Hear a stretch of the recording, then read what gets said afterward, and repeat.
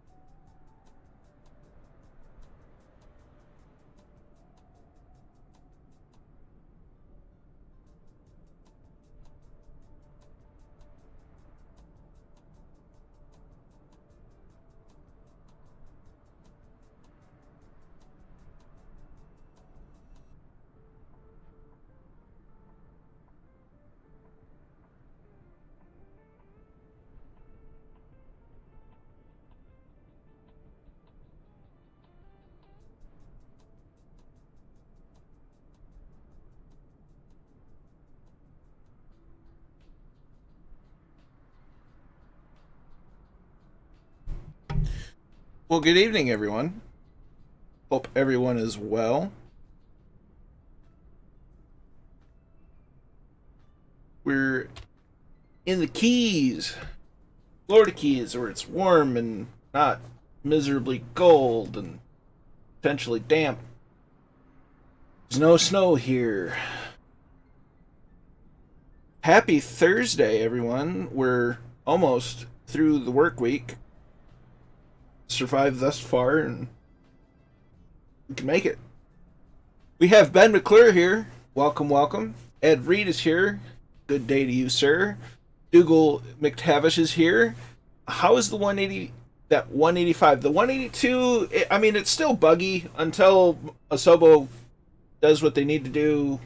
It's still going to have the issues with the clicky stuff, but it's still flyable if you're just doing basic VFR stuff and not trying to do anything too much with it. Let's see. We have Noel. Welcome, Noel. Glad you're here. Ben McClure. Jim Oates is here. Yes, talking to your wife more than us would probably be a good thing. Merlin Flyers here. Hello, hello. Catbat9 is in. Welcome, welcome, welcome. Spagaz is here. Should we warn Santa we're coming his way? Yes. Although he knows when we're sleeping, he knows when we're awake, so he probably knows we're coming for him. Moderate pressure to the like button. Much appreciated, my friend. I like the 182. I think it's worth it. It's fun to have something that's a little faster than the 172 that still has a single engine and that has high wings. But I'm a bit of a Cessna fanboy, so yeah, I'm a little biased. Fast Pete 84 is here. Welcome, my friend. Glad you're here. Scotland 737 and Warhamster are here. Warhamster is not flying yet. That's okay, my dude. I did see you on the world map up in Fort Lauderdale, but that's okay. Scotland 737 project is on leg 10. You're mad, my friend. You're mad. And we did. There was a bit of an update today for Microsoft. For Microsoft. I can't talk. My goodness. Microsoft Flight Simulator. I think it was just addressing some minor issues, but I don't believe it did anything with the Aeronauto airplane. We are definitely on the East USA server. We are here at Kilo Mike Tango Hotel of Florida Keys Marathon International. Small little airfield. The sim time is just after 8 in the morning. We are on live weather and it looks beautiful out. A bit windy. We're going to make our way up past Miami. 100 nautical miles one way, or on the first leg, to Fort Lauderdale Executive. From there, we're going to cross some international waters because we're going to go. It might not be international waters. I have to check on that, but we're going to cross a bit of the Atlantic Ocean past the contiguous U.S. ADIZ, or Air Defense Identification Zone, on our way to the Grand Bahama Island, making a stop at Freeport International. And from there, we continue to the Great Abaco Island for our final stop of the day at the Leonard M. Thompson International Airport. The update today killed the SciTech radio panel. That is highly unfortunate, my friend. I apologize on behalf of the Microsoft team. That's highly unfortunate. So, speaking of the 182, we are in it. And my favorite is the blue paint job, the blue livery. I think it just looks very, very nice.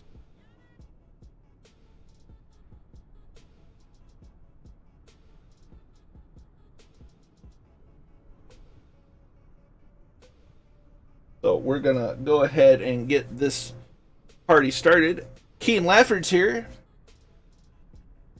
Welcome, my friend. Murderous bar steward. Yes. One moment. Hey.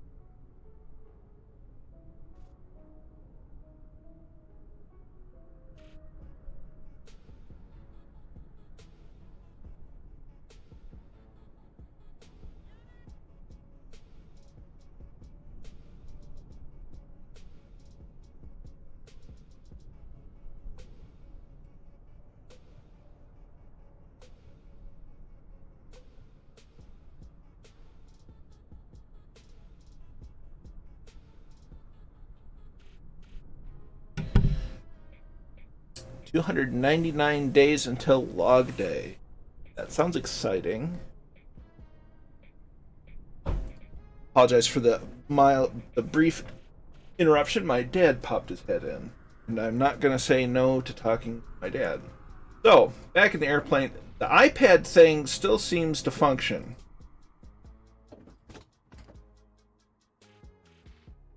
So, there's that. So, mixture comes forward. The cowl flaps are already open. Props forward. Crack the throttle a little bit. The master switches come on. Wait for the radio panel start coming up. And kill the dings. And we yell out the window, clear prop.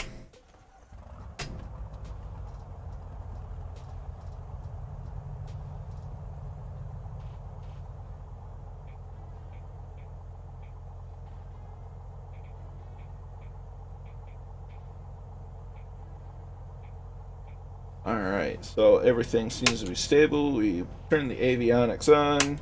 Nav lights and taxi lights come on.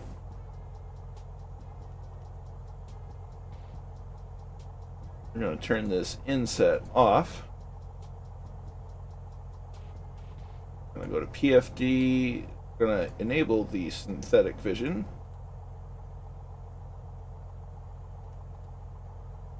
Going to... Oh, that's not what I... Transponder, that's what I wanted. Set it to altitude mode. Get the CDI up.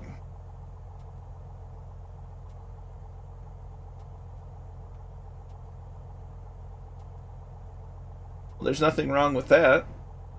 So we're gonna get our autopilot set up for 3,000. Well, as we're going to make sure that our altimeter is set. We're gonna set the autopilot to 3,500. Gonna arm nav mode. We have Merlin Flyer.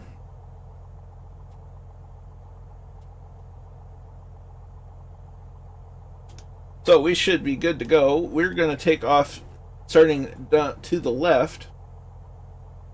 I believe it's runway 7. Disengage the parking brake. How does anyone advise it?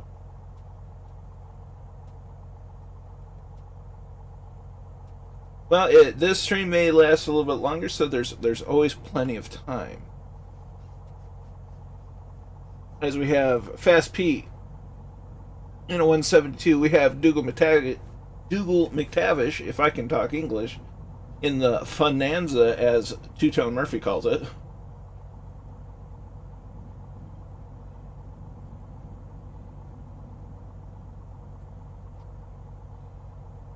So we're gonna go ahead, we're gonna sneak by Dougal real fast and turn on our strobes, turn off our taxi lights, turn on the landing lights, put 1 notch of flaps in.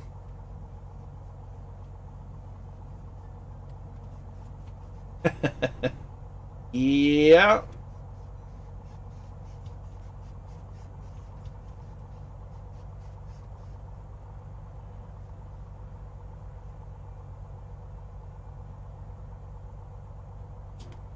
So now that we're lined up on the runway, we're going to double check our directional gyro, and then we're going to slowly add the power.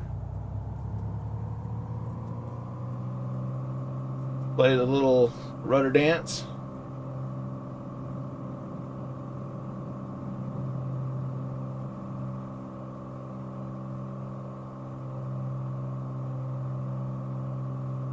Maintain runway heading much as we can. Grab into the wind just a bit. Flaps are coming up.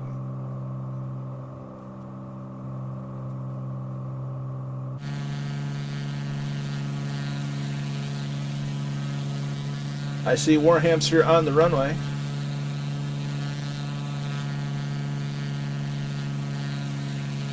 That's okay, Keen. You're here for the flights. You just get to ride in the back seat, and that's okay. You're still here, and you're still important. Don't let anybody try to tell you otherwise. That's right. Positive rate, gear up. We're going to do a casual as we do some engine management.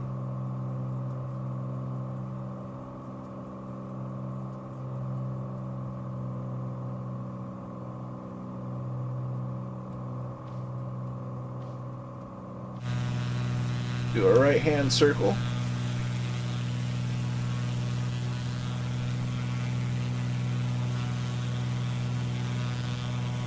See, USA PR1 is with us.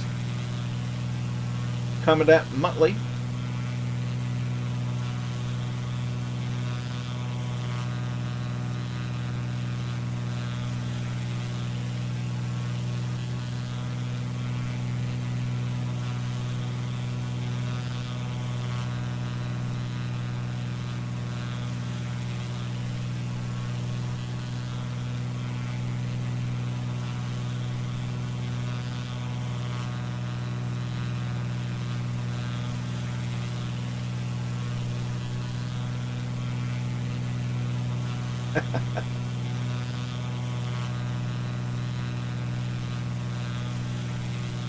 There's a reason why Two-Tone Murphy calls the Bonanza the Funanza.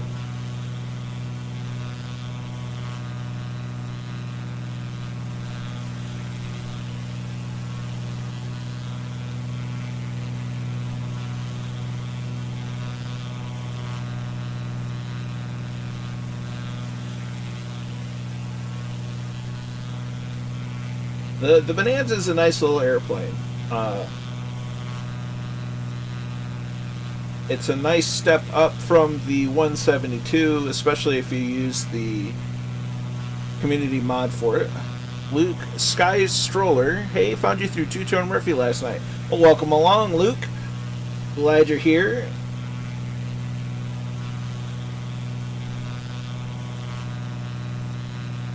We have Warhamster and the old reliable Caravan.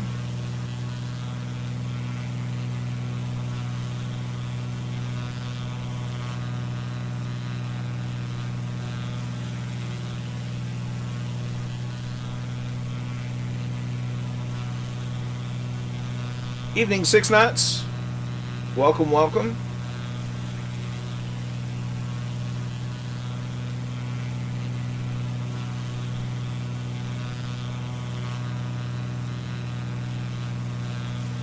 We're going to get back into the cockpit real fast. And we're going to go ahead and activate the autopilot. We set 500 feet per minute climb.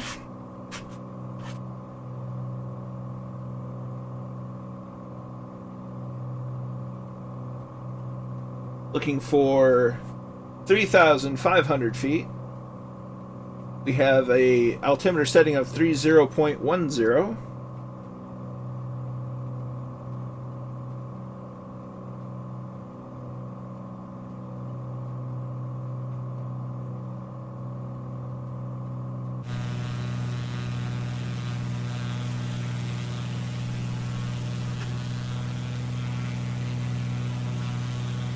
Got news that my dad will be making a pumpkin pie tomorrow. So I'm very excited about that.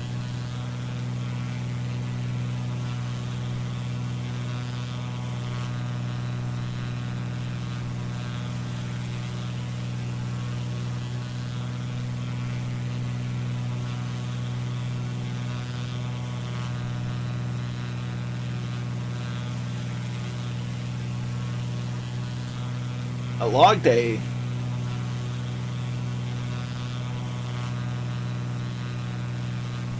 So we've taken off from, I have so many windows, Kilo Mike Tango Hotel, which is Florida Keys Marathon, and we're on our way to Fort Lauderdale Executive.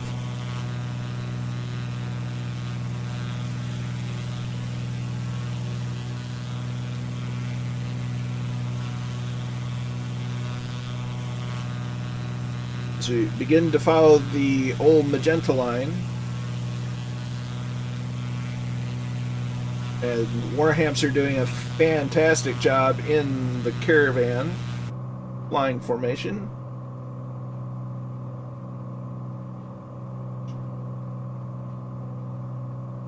$2.99 is log day. Six Knox going to join in a little while, just finishing a flight into LaGuardia. That's awesome. I hope you land safely, my friend.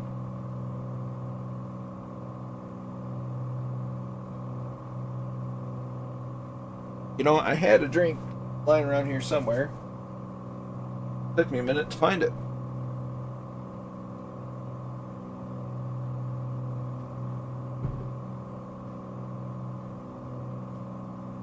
So as we get to cruise altitude, we're going to close the cowl flaps. We're going to reduce manifold pressure to 23 inches. And we're going to leave the RPMs, or the prop lever, set that way, and we're going to lean the mixture a bit.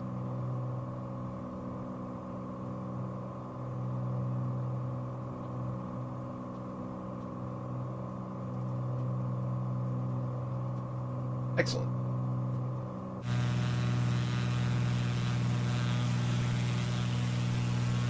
For Hamster Fly for Bad Penny Airways, I keep turning up. Yes. But you're always welcome along, so it all pans out.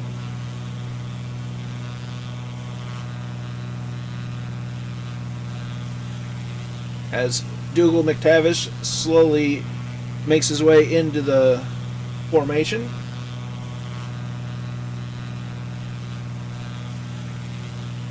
It's the same number of the number update, but the new one involves navigator. Yes.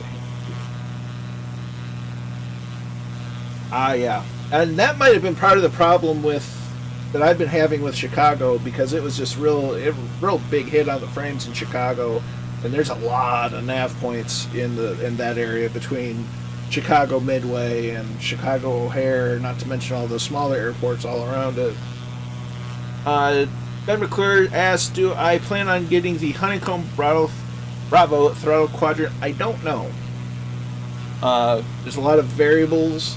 It looks nice, and it would make life a little easier for using autopilot, for flying twin engines.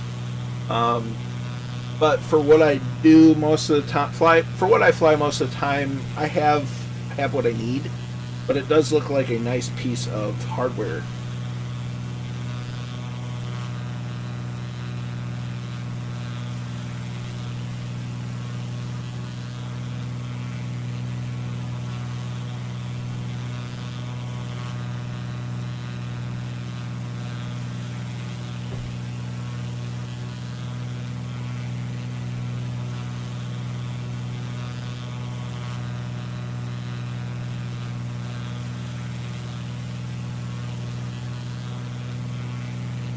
Wonderful piece of the air,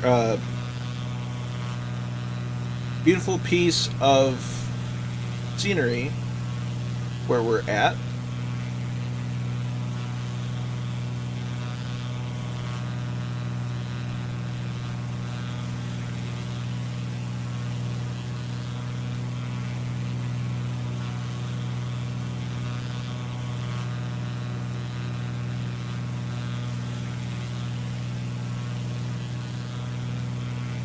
You're always welcome, Magic 888.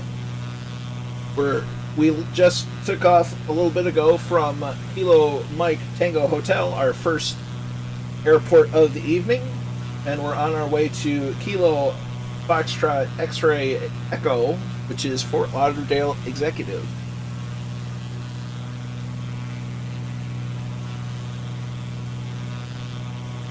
It's a two-tone Murphy. Welcome, welcome to the Florida Keys.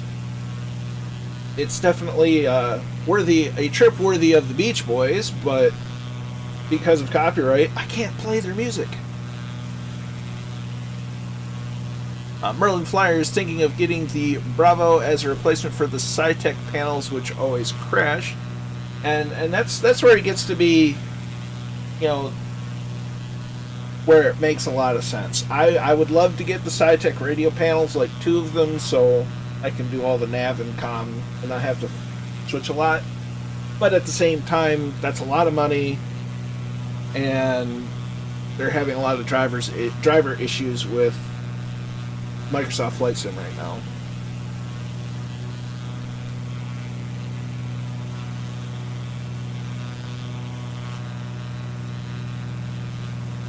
Let's see, Amazon UK randomly confirmed and sent out my honeycomb yoke, only ordered a few weeks ago.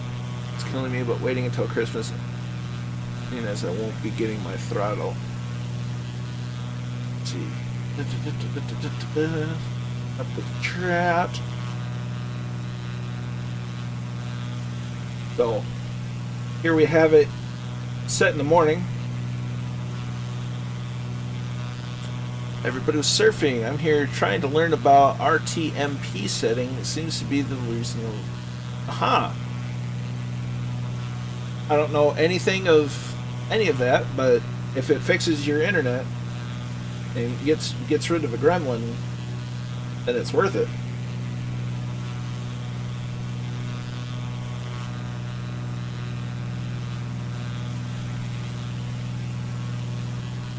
And it almost seems like I'm leaving everyone in the dust.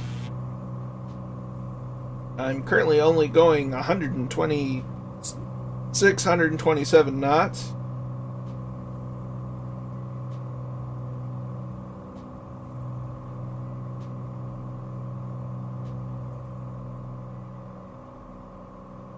As we have a nice look at Warhamster's intense and awesome skills of formation flying from the rear window.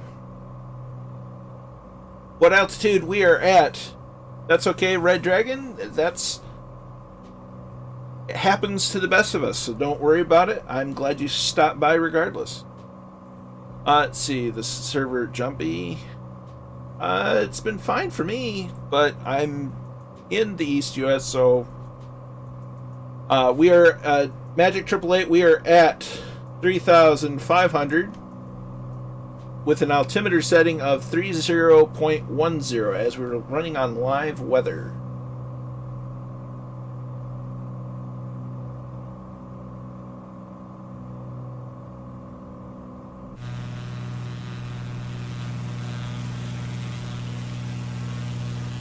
As we have Dougal in a nice blue paint job in the Bonanza.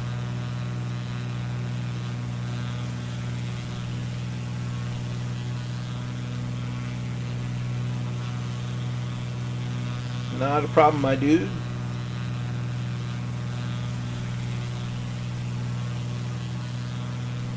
Now see, one of the best parts about having a long leg whilst having the autopilot engaged is I can go into the drone camera and really get some awesome shots.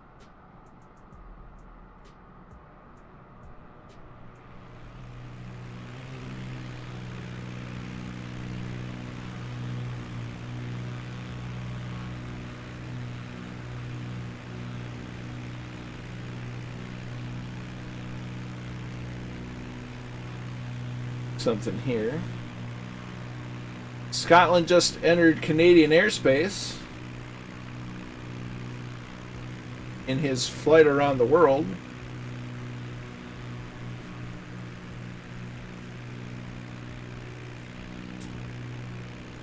Google says it's red, but it's showing on my screen as blue, and that's okay. That's just the nature of the beast, I guess.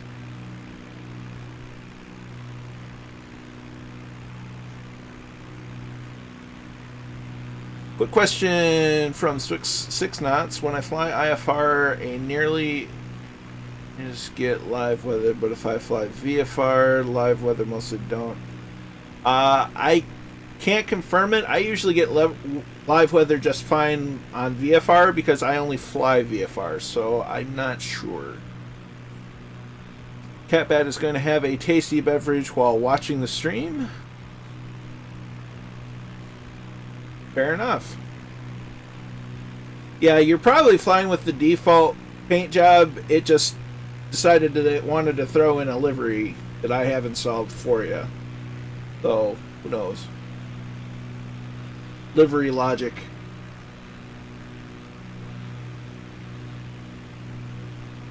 Still looks nice.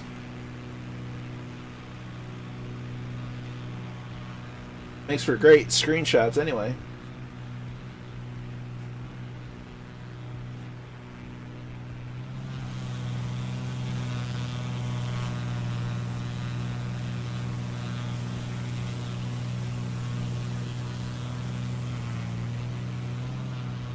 Oh, wrong buttons.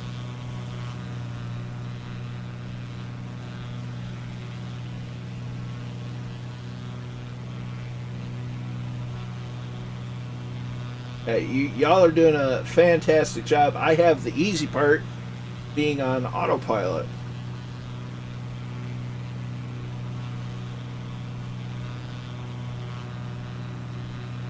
Yeah, I believe it's available on flightsim.to. If not, I'm not sure. I think otherwise I got it on the flight simulator forums, actually. But I think they might be available on flightsim.to.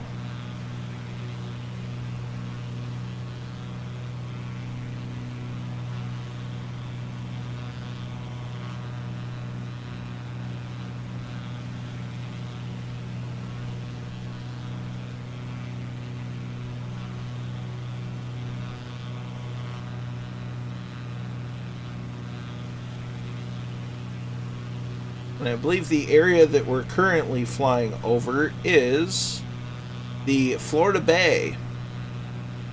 Starting to get into the little itty bitty islands and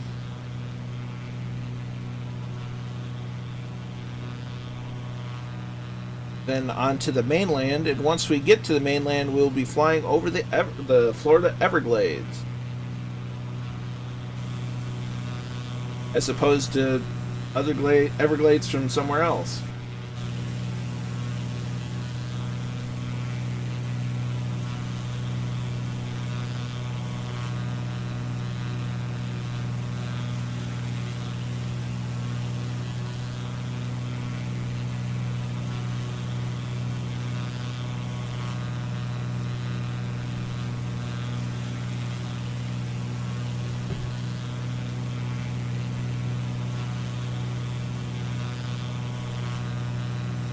As Warhamster is slipping into the two-tone Murphy position of sneaking up right behind you.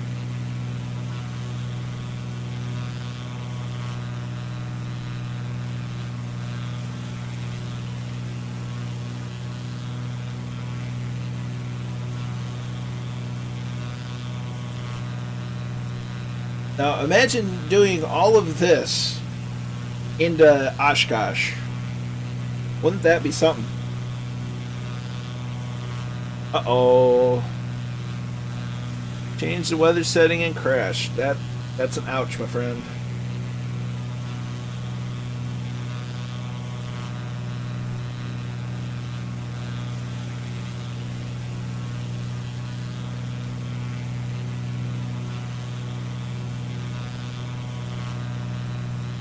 It was really, I was, after the Chicago stream, I was desperately trying to sort out some FPS issues and trying to recreate it and whatnot. And so I did a lot of flying in this 182 around Chicago, because I do have the third-party Meigs Field scenery installed because I think it looks fantastic. And the fact that those of us that have flown the Microsoft flight simulators forever, that used to be the main airport,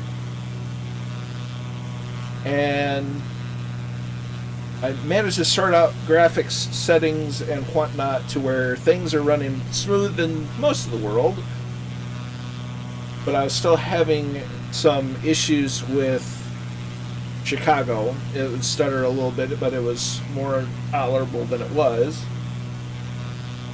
And with the update today, that might have been part of the problem, just with all the nav data and nav data having a tendency to cause issues with frame rate.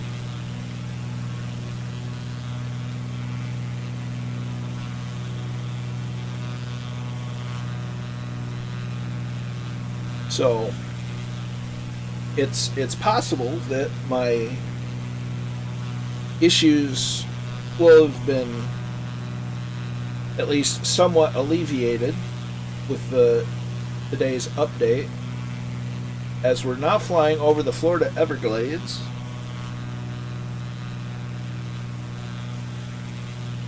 Filled with lots of things that want to eat you and kill you.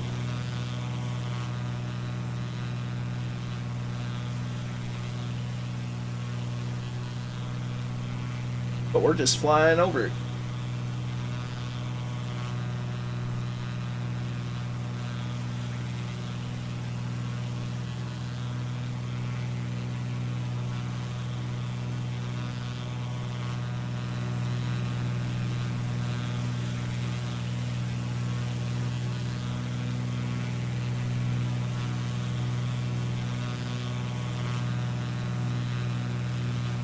have USA PR1 down low.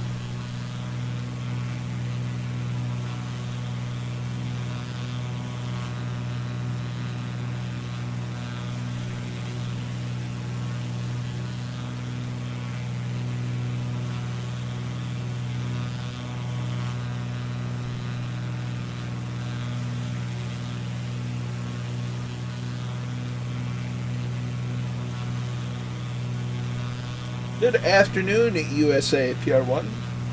Glad you're along for the flight.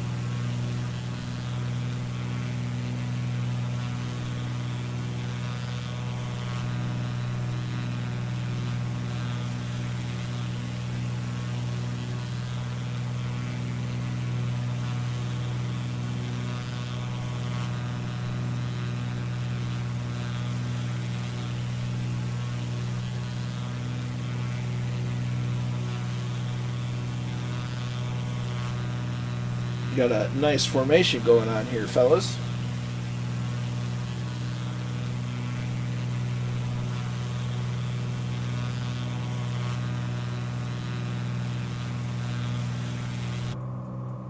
My only gripe with the 182 is it's loud.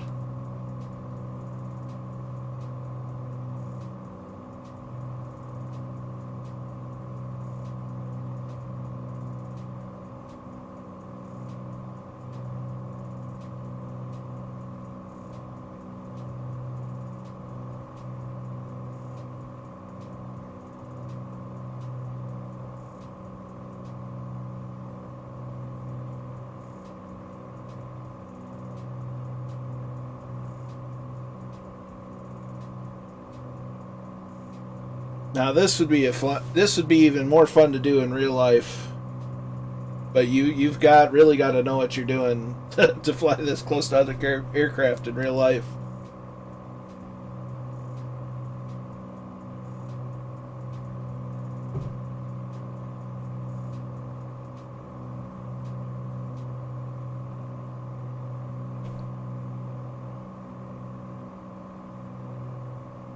Yes. Yeah, I like the Seminole. It's a nice twin. I like the Mooney. It's fast, but the 182 it's that nice area of being my speed of an airplane. That's a little faster. I'm a definite 172 person. Although if somebody managed to put a Cessna 175 in, I could be a very happy person. But chances of that are slim to none, which is fine. Oh dear.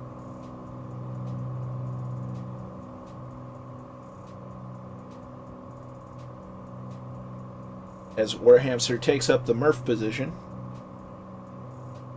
And the thing with the Coronado planes right now is the fact that there's some conflicts between the simulator and the plane and all the clickable little fun things that they add in. And which is unfortunate, but they're still flyable. In a VFR casual flying sense, they're very much flyable. Let's see. Ben McClure says, I've done some formation flying in a PA-28 at Dundee last October. That's a big thing for a 40. Yes, it is.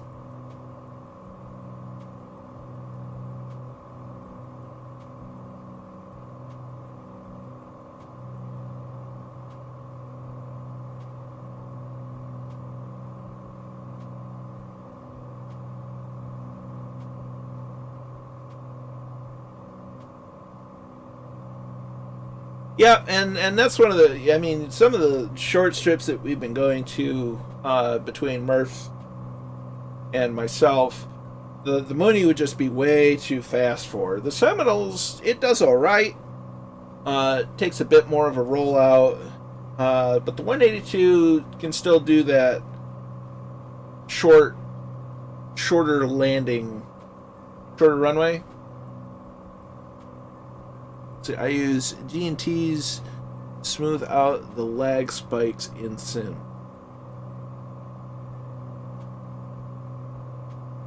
As Magic 888 is back in the air. Awesome. I do see your name tag, sir, right there. Sir or otherwise. You friend. Friendo. That's a good term, friendo. And your eyes did not deceive you. I am able to use the synthetic vision in the Carinata 182 because it's compatible with the working title G1000 mod, which is nice.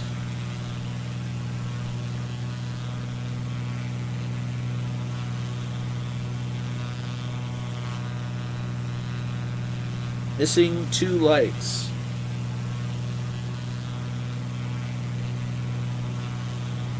Well, see, if you like the video, you can click the like button. If you don't like the stream, well, I'm sorry that you didn't like it, but you can click the dislike. That's fine. I certainly won't hold it against you.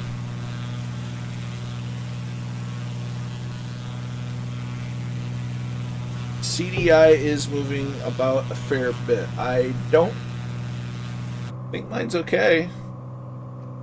Not sure. Could be the weather. Could just be a little blustery. I don't know.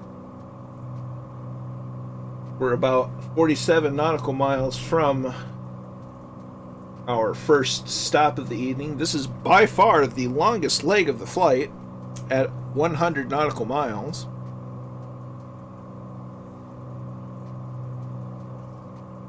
The second leg is 82 nautical miles, and the final leg is 87.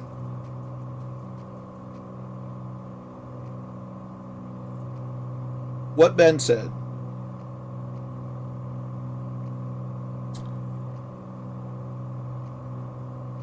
As in, some internet shenanigans are afoot. Aha. Well, I don't know how to help that.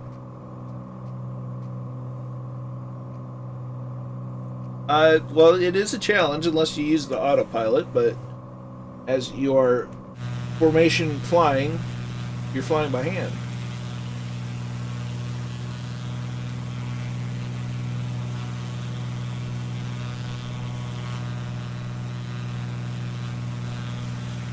So shortly before the stream, I had been just kind of test flying the area briefly, and I ended up stopping at this airfield, which is a nice little airport. Off in this direction is Homestead. Well, there's an airport, but there's also the Homestead Miami Speedway, which is used by the NASCAR racing series.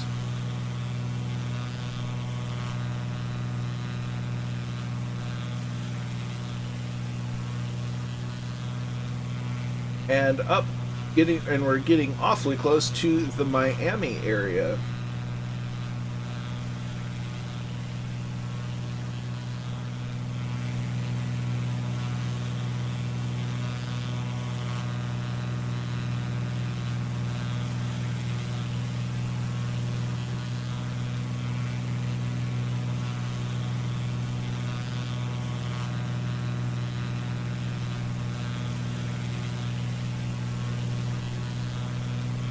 Trumpy Luke 1776. I like the name.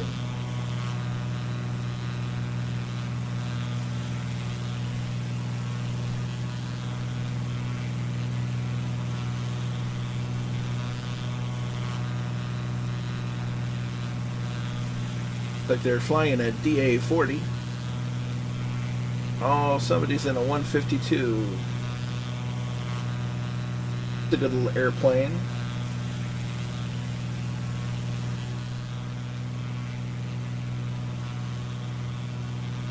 coming up Muttley, up ahead.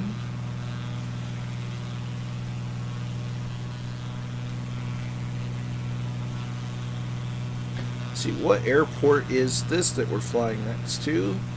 This is the Miami. This is one of the many airports in Miami. And further up in this area is the Miami-Dade.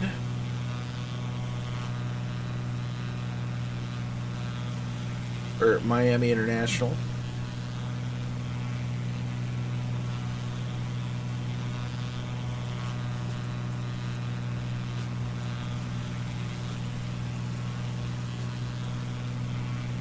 I see Technical in at 172 at negative 70 feet.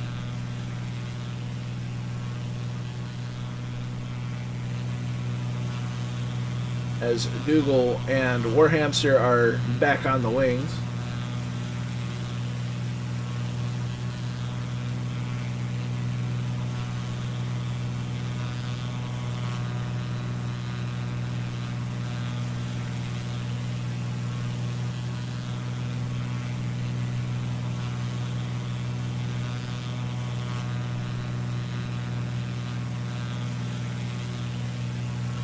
So with the winds seeming to be coming mostly out of from the east,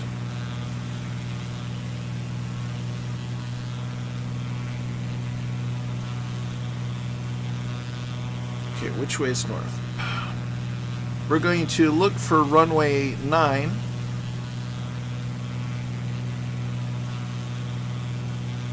For our first landing of the evening.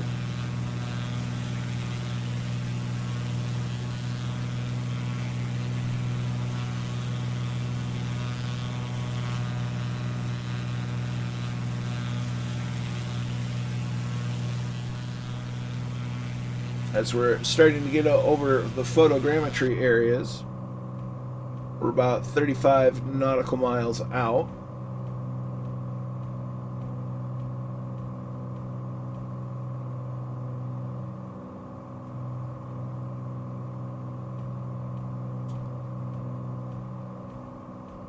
Look out, we see USA PR1.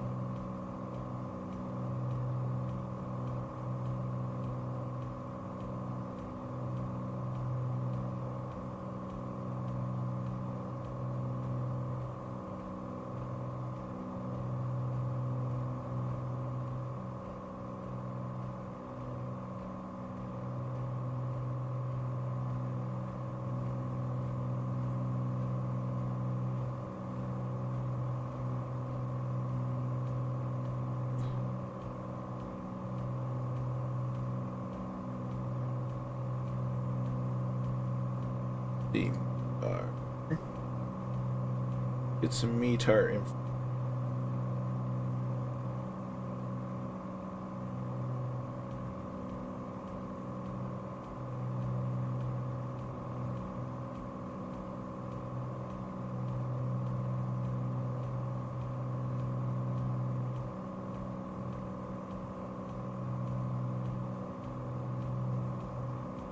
You're good, Dougal. Don't worry about it. Let's see. Fort Lauderdale Executive, winds are 050 at 11 knots, 10 statute miles, scattered clouds at 3,600, scattered at 4,700, altimeter is 3014. So we'll hit the old altimeter button. So yes, we will expect runway 9 for landing.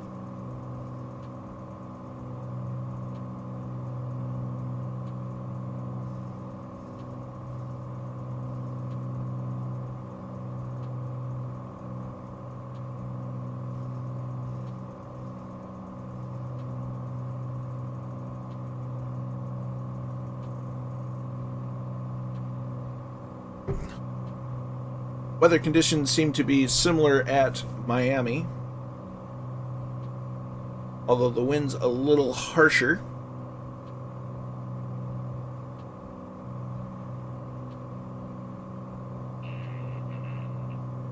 Ibuprofen 007 with the follow. Many thanks, my friend. I do greatly appreciate that. Hope you enjoy the stream.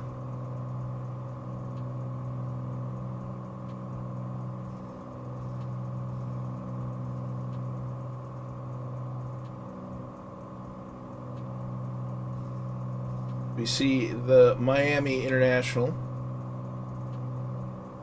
Although technically right now we'd be well within the cone of Class B airspace, which would require a clearance to travel through. But we're just kind of ignoring it for right now. Let's see, Ben McClure asked, do you think MSFS will be able to run on the original Xbox One? That's a hard question. I think it could. Whether they put it out or not, I don't think that they will. I think it could. Maybe not as visually stunning, especially with DX12 and whatnot.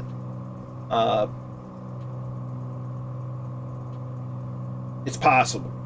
It may not look the greatest, but I think it's possible. That's absolutely correct, Ed. And I had thought about... Well, I didn't think about being on network, but I definitely considered that of trying to follow appropriate procedure flying below.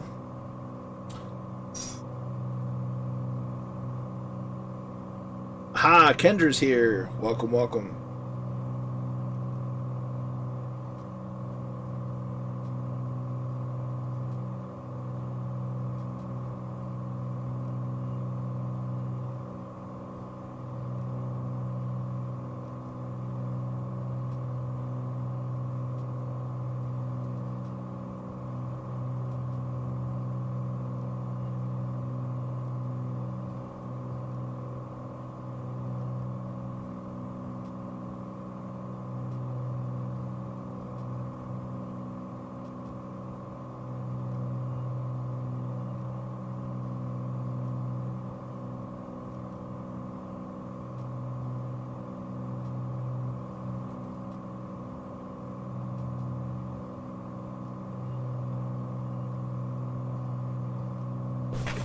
I have been doing a bit more practice in Unicom airspace. Uh-oh, we got noises. Peter Kearney has just subscribed on the YouTube. Many thanks, my dude.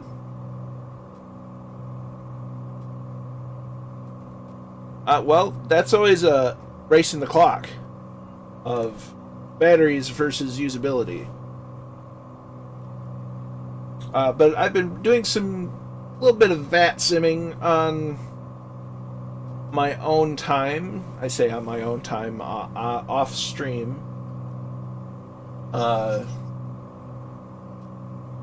Mostly in Unicom space, just kind of getting back in the rhythm of talking on the radio and whatnot, and because it does keep me on my toes as far as procedures and how to actually, talk even when you're at an uncontrolled airfield and so on. And I think that's good practice for anyone interested in getting into real aviation at some point, which I do.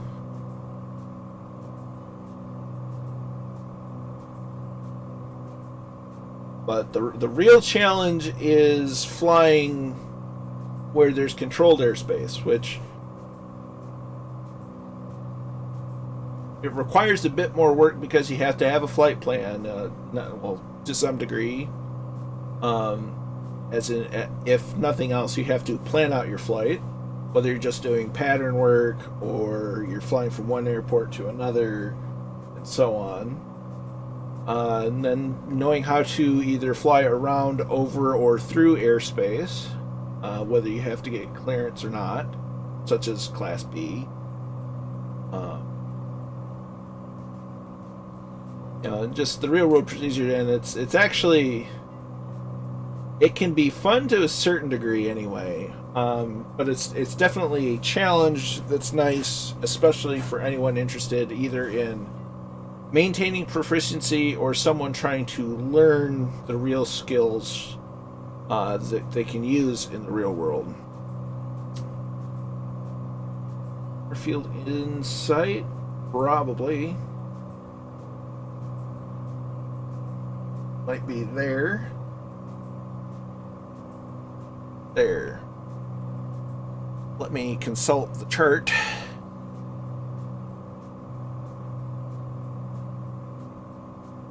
Yeah, I'm gonna say that it's there.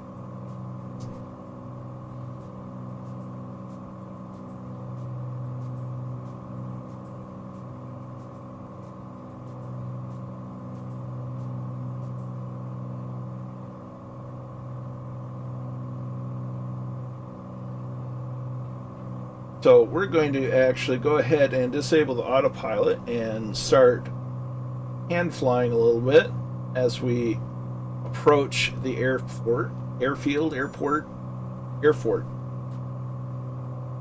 just going to stick with airport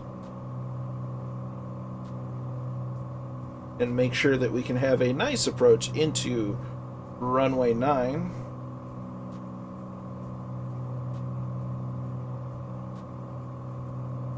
That's fair, Dougal. And that being said, for me, individually, most of my life has been around VFR flying. So, you know, flying ILSs and all that, it's not something I've ever really done. You know, they're still flying around or over airspaces, which is good. My grandpa would avoid Class B airspace like the plague. For the most part, unless there was no way around it. But by and large, VFR flying visually has always been what I'm accustomed to. Warhamster will be back, and I wish you we'll see you when you come back. Then McClure is thinking about getting into paramotoring, but you live with Class D airspace above me and for miles around. Yeah, that makes it a little complicated.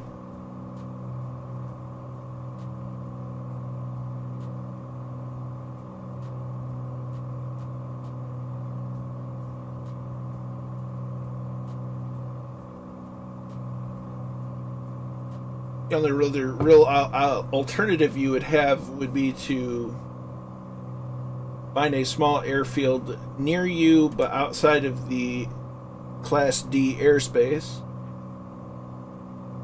that you could do that in, but that kind of takes some of the fun out of it. Not a lot, but requires a bit more travel.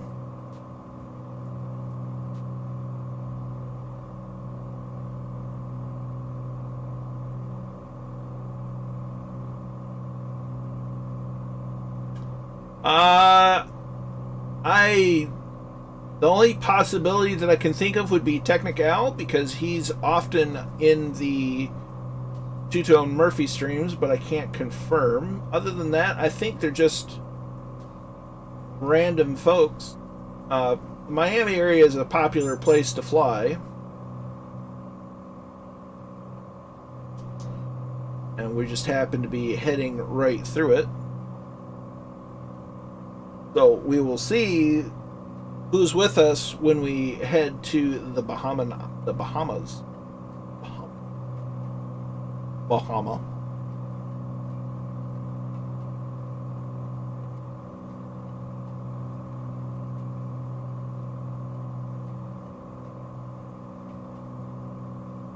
I'm gonna call those the Puzzle Piece Lakes.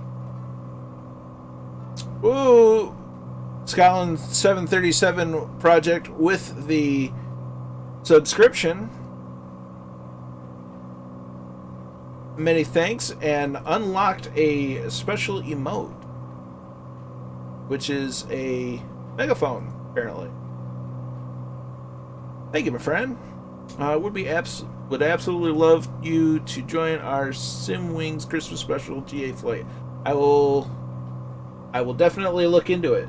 I apologize for missing the last one. It was kind of right after I was trying to recover from some slight ailment. And it was kind of a last minute thing, but so I apologize for missing that. I will look into that after the stream today.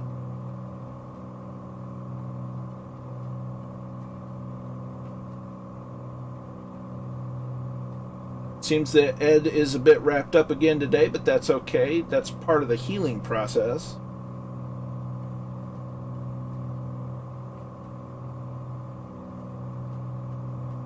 The big bird though, the B350 twin turbo. I can fly the King Air.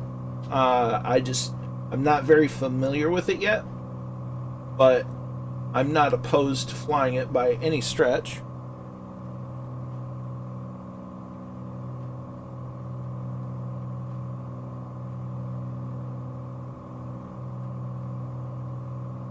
I do appreciate it, Scotland. You're a gentleman and a scholar. Technical is with us. Just landed at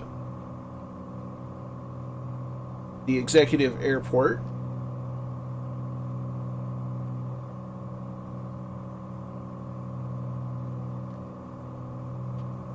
He just checked in the closest airport that is uncontrolled airspace is 70 miles away. Oof.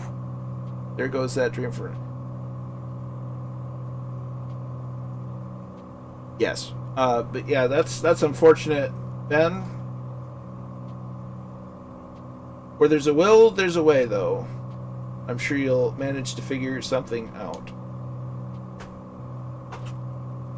Alright, so mixture and prop are coming to full.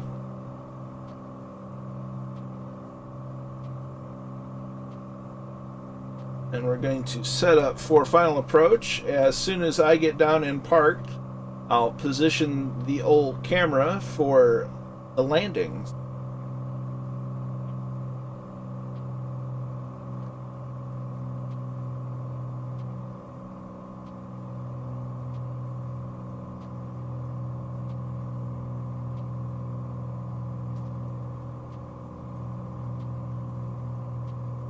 Oh dear, and there go the frames.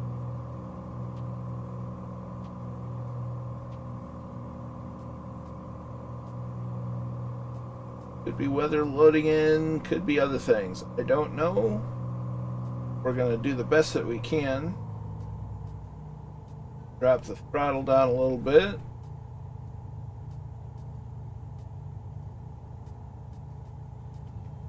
One notch of flaps.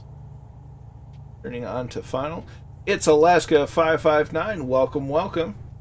Glad you're able to make the stream. We're just landing at our first stop of the evening at Kilo Foxtrot X-Ray Echo, Fort Lauderdale Executive Airport. We are on the East USA server. That could be a part of it too, Ed.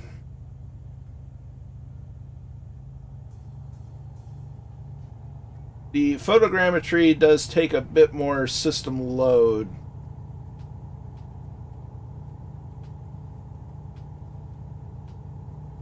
So I would imagine that is part of it.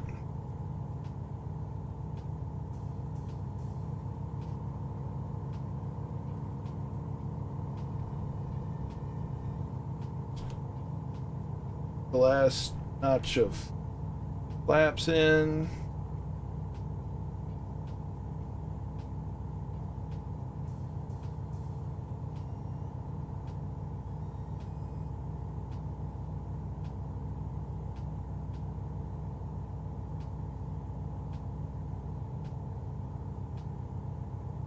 Lined up. We're probably a little on the low side, so I'll bump up power a little more. It's a lot better than it was in Chicago. surprisingly enough.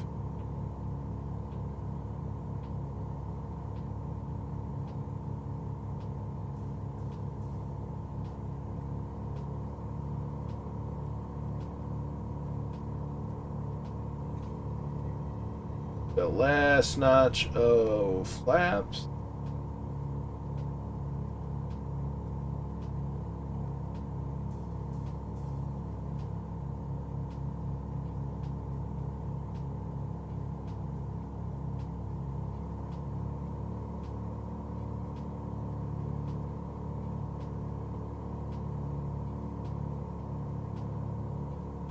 Just smoothed off a bit. A nice change of pace.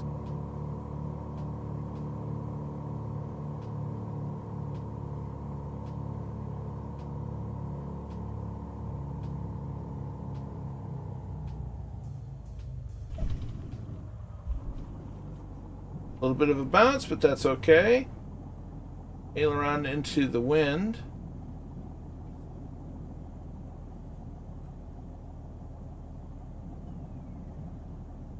I've done that as well, just not for all the areas because I don't like the manual cache system. It's a bear to load and everything.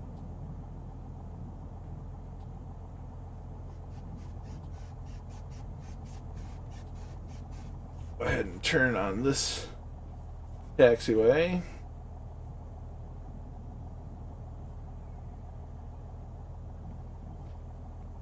Watching kind of hard to chat on my iPad. Fingers are. That's fair. I have problems with touchscreens, especially on my phone, because I've got big fingers. So we're going to stop here. Grab our controller.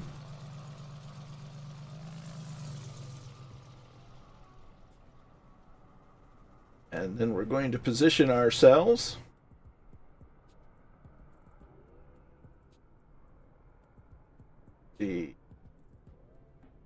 Rid of that.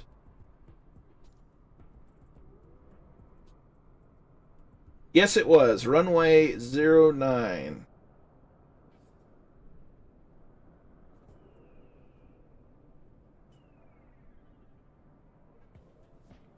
The runway is open.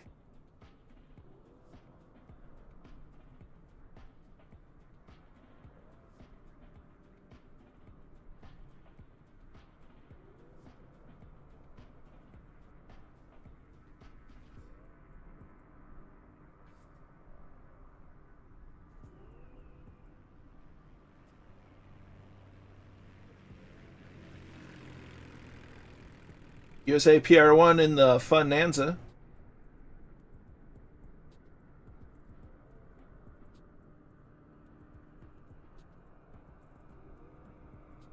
That's awesome, Spag. Glad you were able to make it for as long as you did. We'll see you hopefully later. If not, we'll be on Discord, whether it's mine or Murphy's, and we'll catch you in the next stream.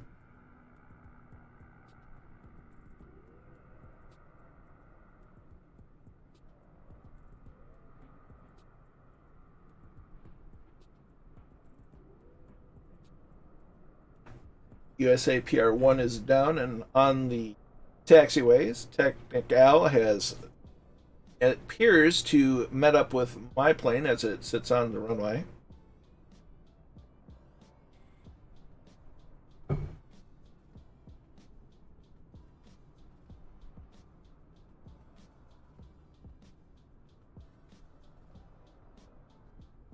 As we await patiently our friend.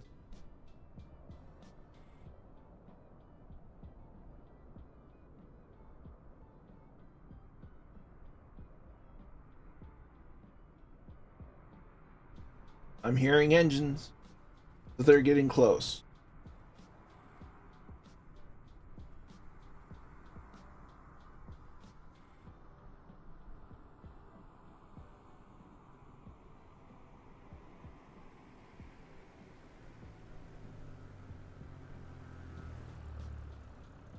First of the set 172s is Merlin Flyer.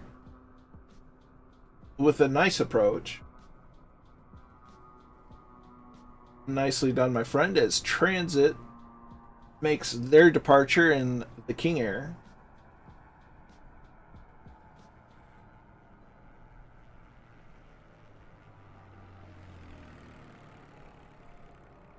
It's 6 knots in the Bonanza. And? No. USAPR1 was the other one.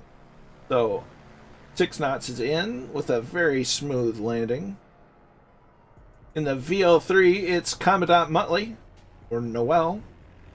A nice approach. Another Bonanza of Dougal McTavish is in. A very nice, very well done crosswind landing, my friend.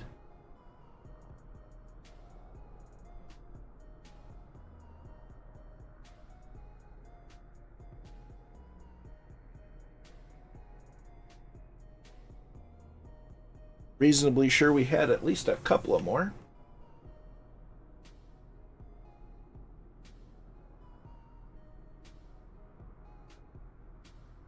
Got Fast Pete incoming and Grumpy Luke 1776.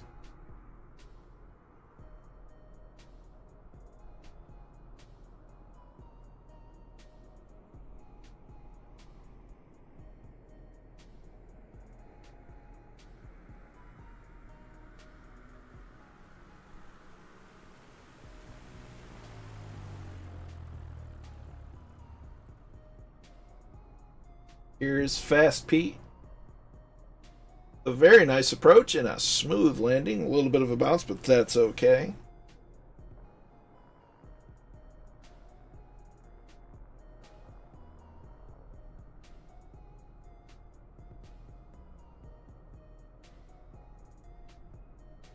And Grumpy Luke should be coming in shortly. The DA-40. Now, we will be taking off on runway 9 en route to Mike Yankee Golf Foxtrot, which is our first of the Bahama Islands. I think this is the Grand Bahama Island.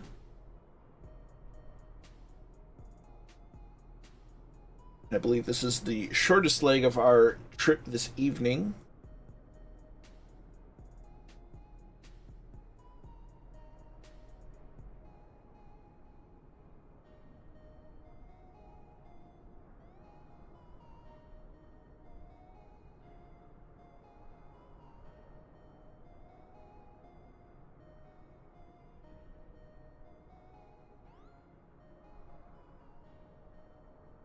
Risk of missing a landing. It doesn't appear that Grumpy Luke is with us, and that's okay. So, that being said, we're going to follow this taxiway down and down to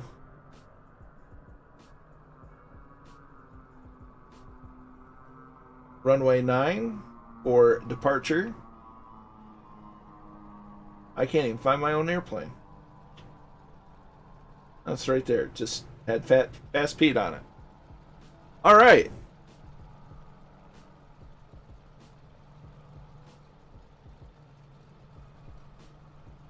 Ben McClure is... You have a good one, Ben, and we will...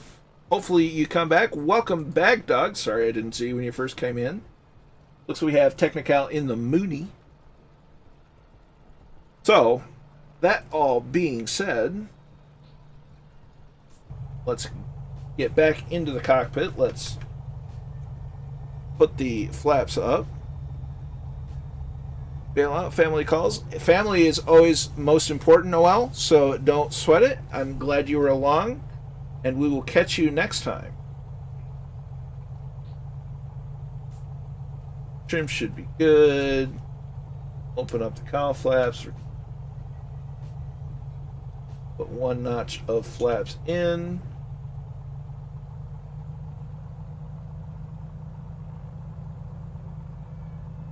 Ed's nurse is coming to unwind him soon. So, let's see. But runways always have 2 digits. So, yes. They don't always put the 0 on the runway itself.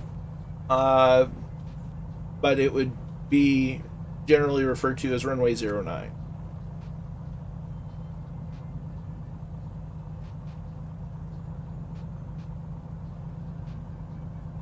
As Ed goes to unwind or be unwound,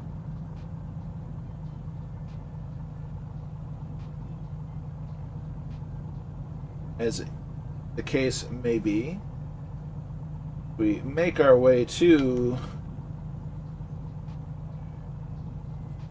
We almost missed the turn. That turn came up a lot sooner than I was expecting.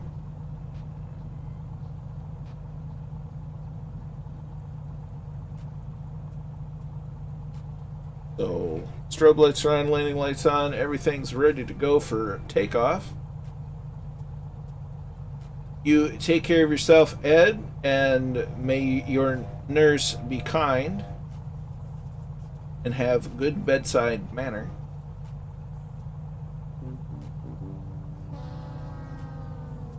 Scotland with the $50 tip. Many thanks, my friend. I'm indebted to you and humbled at your generosity. So, very much thank you, my friend. As we get here to... We'll take off. We'll do a left-hand orbit of the airfield as everybody gets airborne. Thanks again, Scotland. I mean, that's just unreal. You have my eternal gratitude.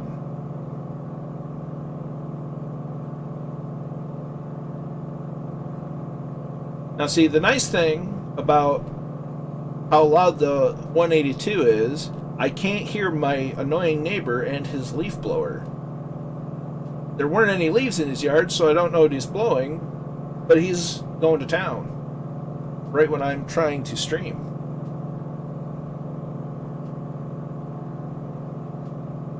You're a gentleman and a scholar, Scotland. Many thanks. I'm gonna say that a lot. Well, I'm very appreciative of that, Scotland. So many thanks.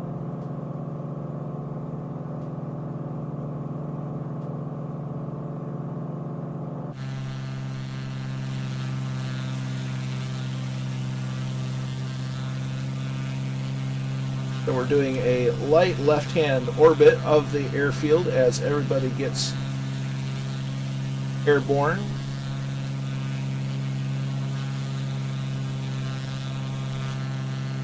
We have 6 knots Technical, Fast Speed, Dougal, McTavish, and Merlin Flyer.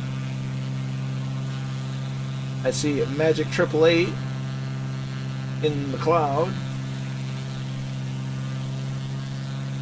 So we're going to use the same settings for the autopilot.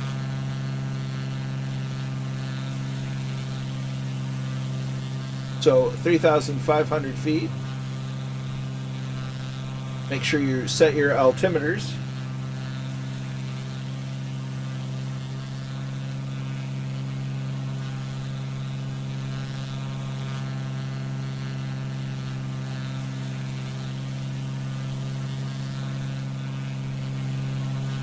A bit of a couple of ovals right over there, possibly horse racing.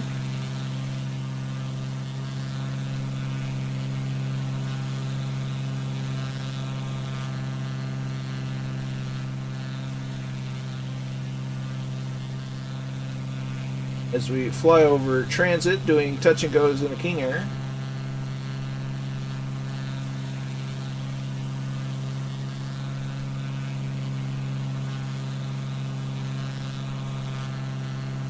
Nice looking little airport.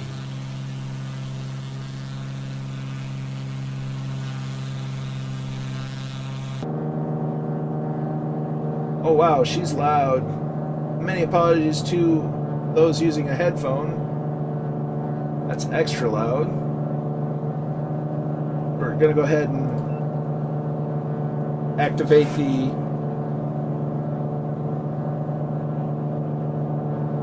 autopilot.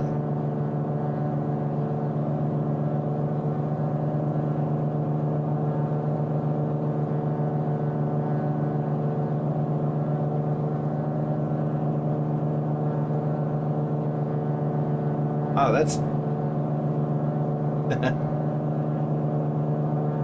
all right. Now we got the autopilot stabilized. We're almost to cruise altitude already.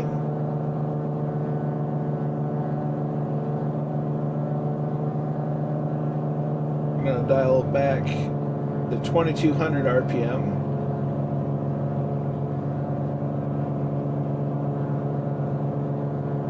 Keep it centered in the green arc.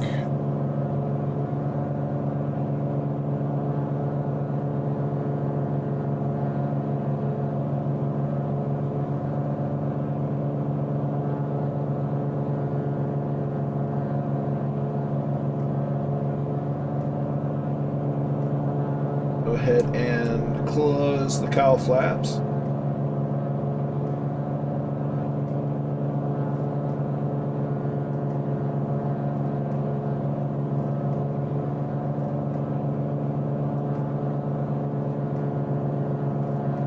Trim out the mixture a little bit, or lean out the mixture, I should say. And as we approach our cruise altitude, we're going to back down to 22 inches of manifold pressure, maintain 2200 RPM.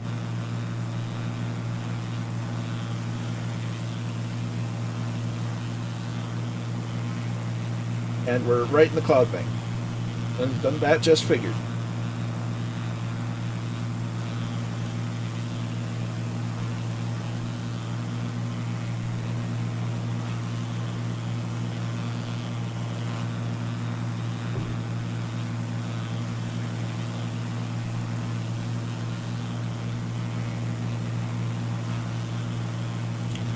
Unreal Weather Meetar is super bumpy around here. Yeah, I've saw somebody post it in the Two-Tone Murphy Discord. I haven't really looked into it that much, and I'm not sure how it works. But I'm interested to look into it. I've been using Rex from time to time, which I like Rex, but there are some issues with it at current.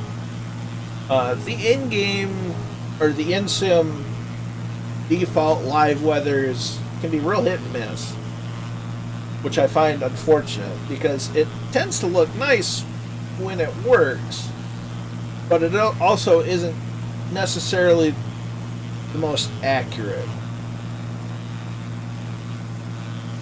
which is kind of a bummer, as Magic 888 has caught up.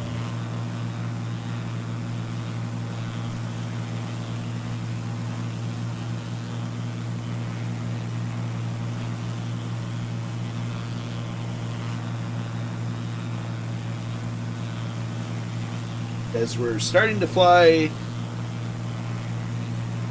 over the Atlantic Ocean on the way to the Bahamas. We're thinking warm here, folks. It's getting a little chilly up where I'm at. In fact, I think half of our state had snow the other day. But it was nice here as we catch up with Dougal McTavish. And it seems as though Transit 2548 has joined us. So welcome to Transit 2548 if you're watching the stream. I was getting about 10 FPS frame drop with Rex. It's a pity because it's yeah, I'm of the same mindset, and it's really a bummer. I like it, but one reason or another, and I'm sure they're still working on it. I mean, after all, the sim itself has only been out a couple of months. You know, 4 months, not even half a year. So there's still a lot of growing pains. I mean, between like Rex and the Coronado aircraft. So it's growing pains, and so it's hard to be terribly upset simply because there's, Asobo and Microsoft themselves are still developing it, so the goalpost keeps getting moved for the third-party developers, and so it's hard to be too upset on one hand, but I can understand why there are people that are upset. And so I'm of the mindset of, let's just give it time, be patient, and let them do their thing. And it's still an amazing sim. Yeah, it's one of the clicky objects in the Coronado thing. Like, I've gotten crash to desktops with the pilot vent in the window, the visors.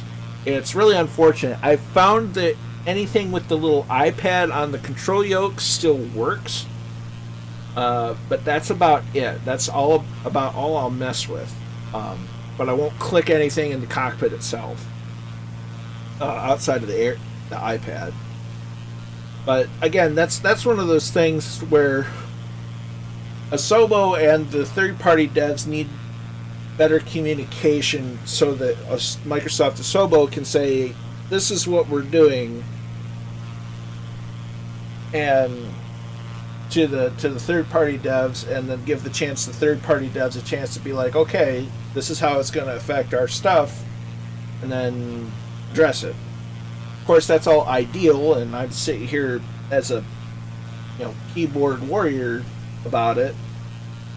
I'm just going to sit here and be patient. Let's see. Yep, absolutely, Peter.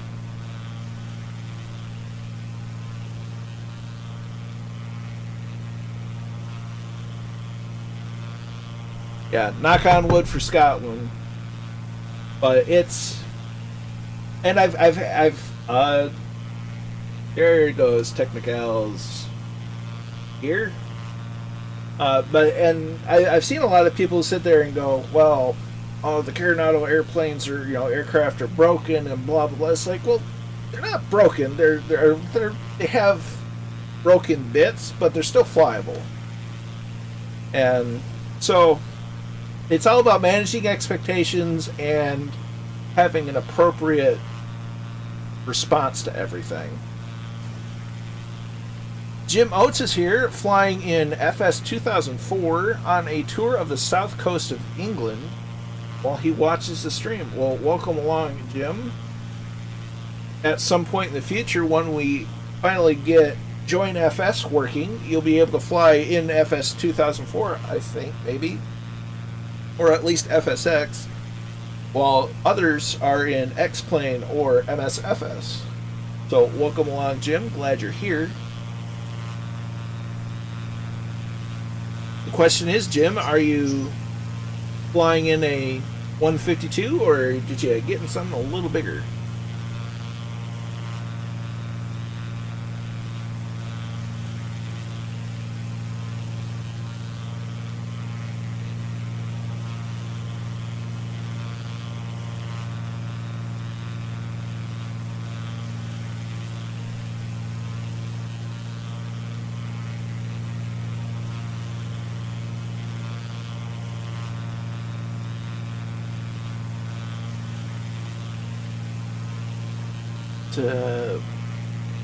Tried it prepared the other day and it worked great. Awesome. So between FSX prepared, X-Plane 11, and this, the Joint FS should be a very, very awesome moving forward. Because not only will it allow a more controlled multiplayer environment for flight simming, but will also allow us to have cross-platform availability. So maybe somebody don't have, or their computer can't run FS 2020, but it can run X-Plane, or it can run FSX or prepared. they can still fly along, and that to me is just awesome. James Collins asks, what build are you using? That would be the latest update that came out today after the USA update a week ago, week and a couple of days ago. So the latest version.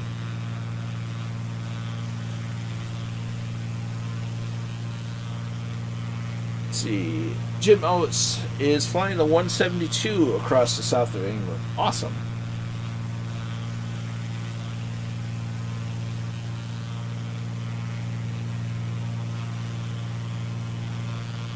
Hardware. My flight yoke is the Honeycomb Alpha. I have a SciTech Thronoquadrant, and I'm using VR Insight rudder pedals. They're pretty heavy duty, and they weren't cheap, but they're very good. They're a good set of rudder pedals. Ibuprofen has to go. That's fine. I'm glad you were along for the flight, and I wish you a good evening and rest. Kendra.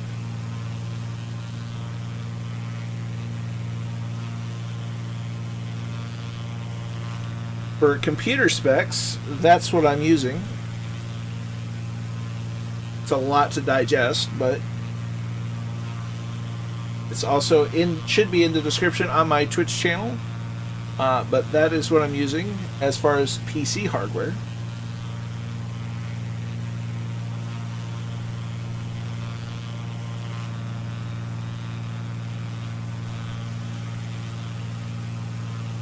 Not a problem, James.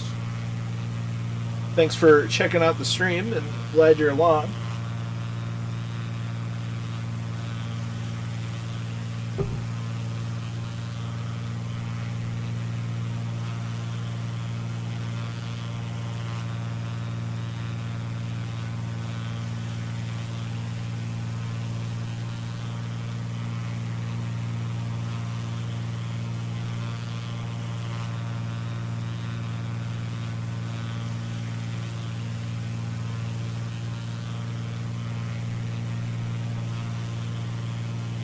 A nice array of aircraft. We have a Mooney, we have a King Air, we have a Bonanza, we have 172s, we've got the 182 that we're in.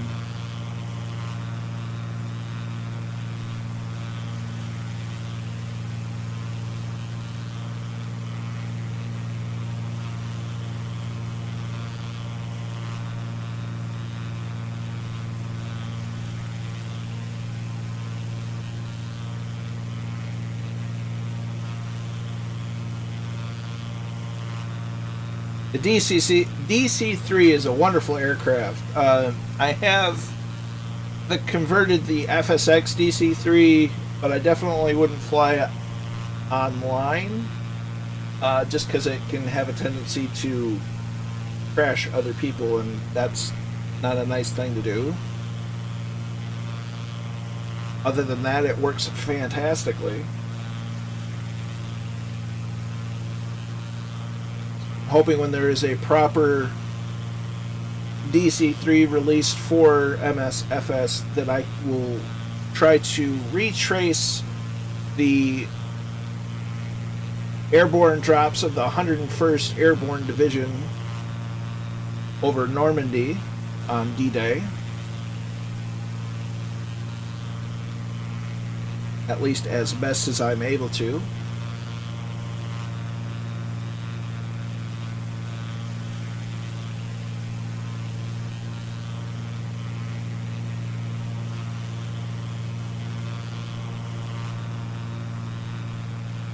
I hear the King Air, but I don't see the King Air. There's the King Air.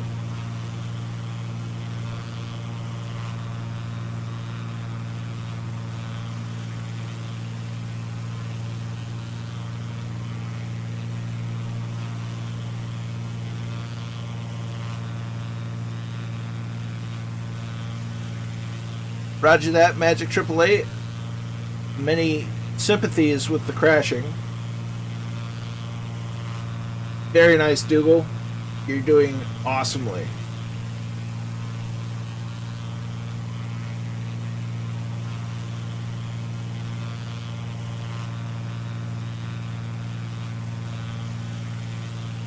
When controlled by Stream Deck to avoid clicking anything, that's a good way to go. Glad it's working out.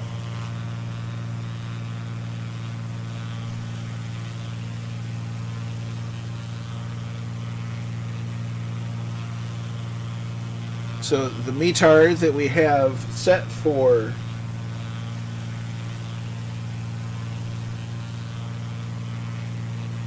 we have set for it that is at our destination. It appears the winds are 090 at 12 knots. Variable gusty or variable from 060 to 120. Let's see, really tempted to get the Thandra DHC2 Beaver for X-Plane, but it's a wee bit expensive. Yeah, and Coronado was having their sale, or a big sale for their FSX and X-Plane aircraft back around Thanksgiving or so. And I was tempted to get some stuff for FSX, but a short flight in FSX kind of taught me that I don't have the interest to spend more money on it because I don't see myself going back to it. At least at any length.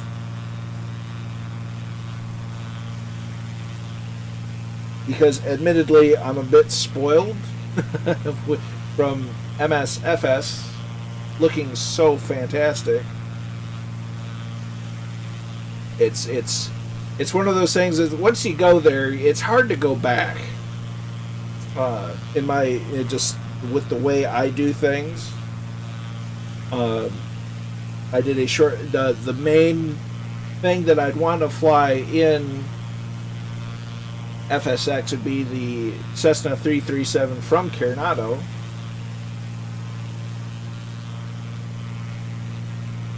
But at the same time,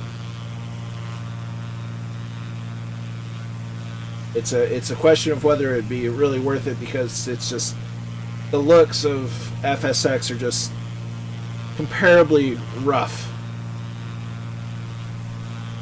But I mean, the Beaver is a fantastic airplane. I mean, it's old, but it's still such a versatile aircraft. You can put skis on it, you can put floats on it, you can put tundra tires on it, and it'll go everywhere you want it to go.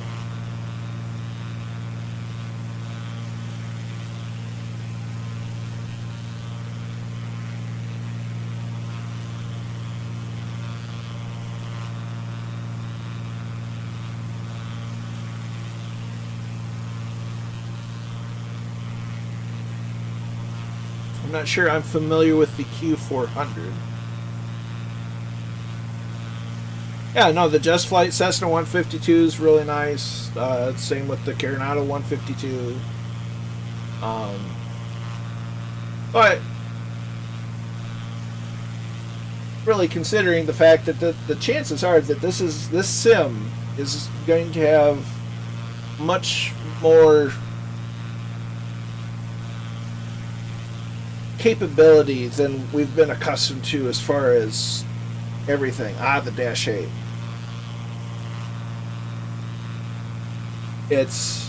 I'm really excited for the future of MSFS.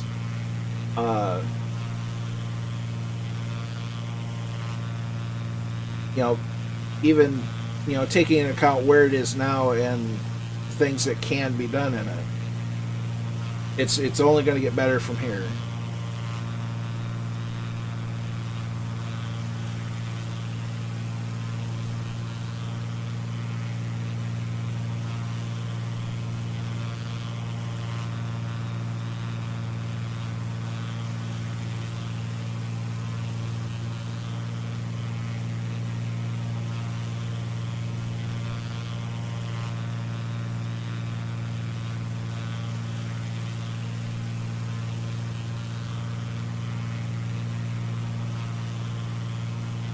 Got 6 knots over there. We've got transit 2548. We have Technical, fast feet, Merlin Flyer, of course, Dougal McTavish, and nothing but ocean.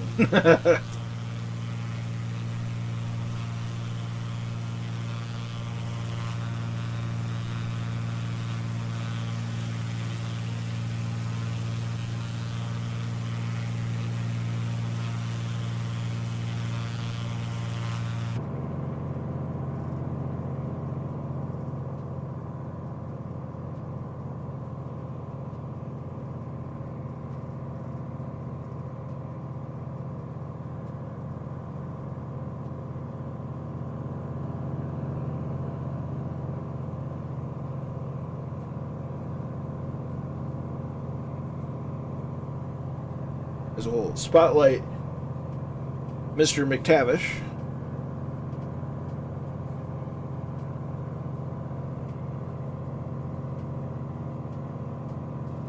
For a moment.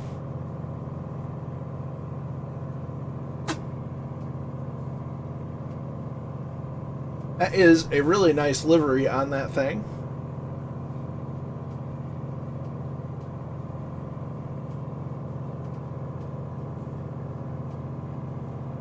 I also have a sand-themed one, which is kind of an off-white and kind of tan and browns, which looks nice. There's a green one, which I'm not terribly fond of, and a red, white, and blue version of that paint.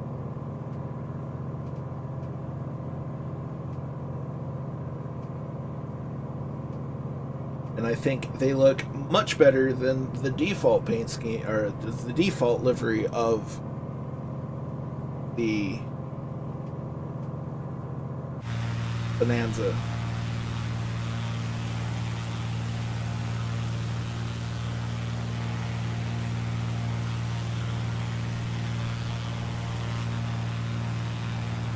So let's see how far we have to go. We're about 40 nautical miles out. An overall ETE of 65 minutes.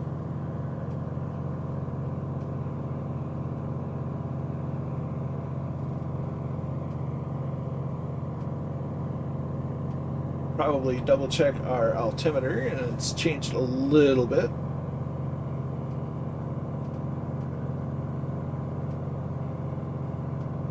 Everything else seems good. It's only 11 centigrade outside, so it's toasty, or at least somewhat comfortable.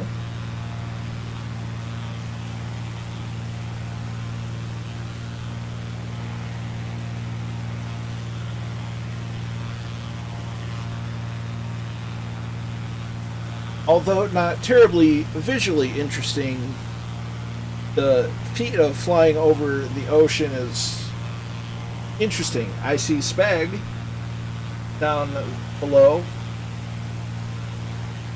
and I believe that's the caravan it says.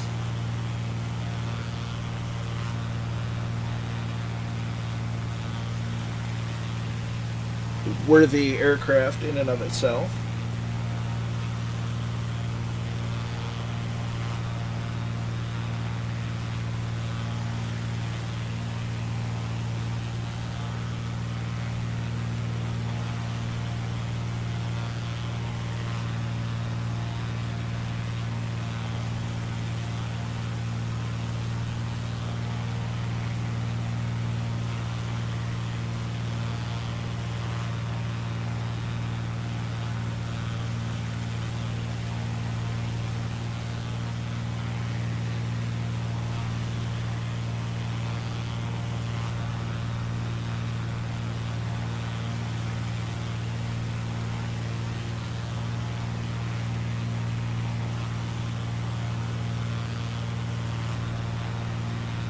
Oh, we got Fast Pete there too.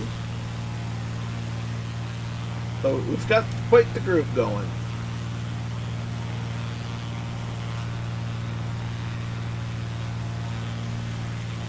As we fly to the Bahamas, which I think we can almost see land now.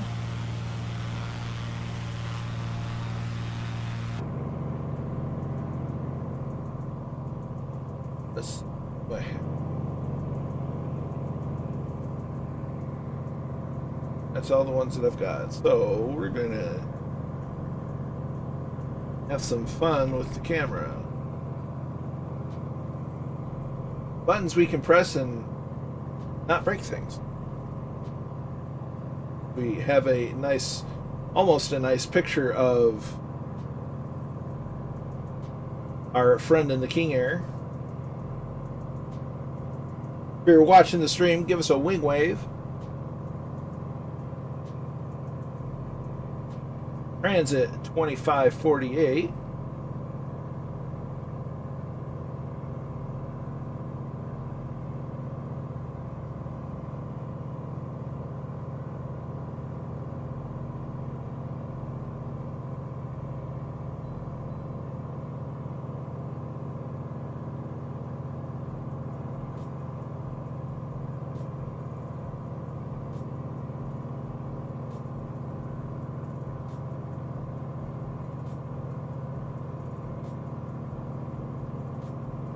We see Merlin Flyers zip in the TBM.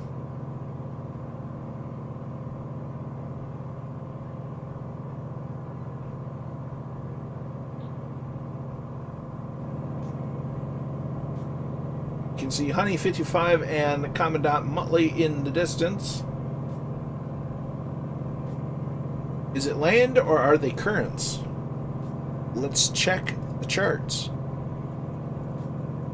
Papa Joe B stopping in, just got in, went to the fire up and is getting updated. May jump. That's awesome, my dude. Hope it goes smoothly for you. We're about to make our second landing of the evening, with one more to go after that. We'll be landing at Mike Yankee Golf Foxtrot, Freeport International. At our first stop in the Bahamas, and it'll be on Grand Bahama Island.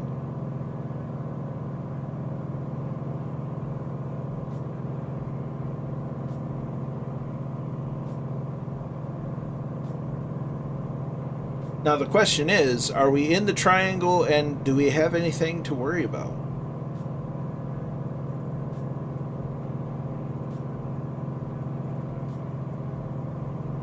What happens if we disappear in Flight Sim? Does that mean we can't come back?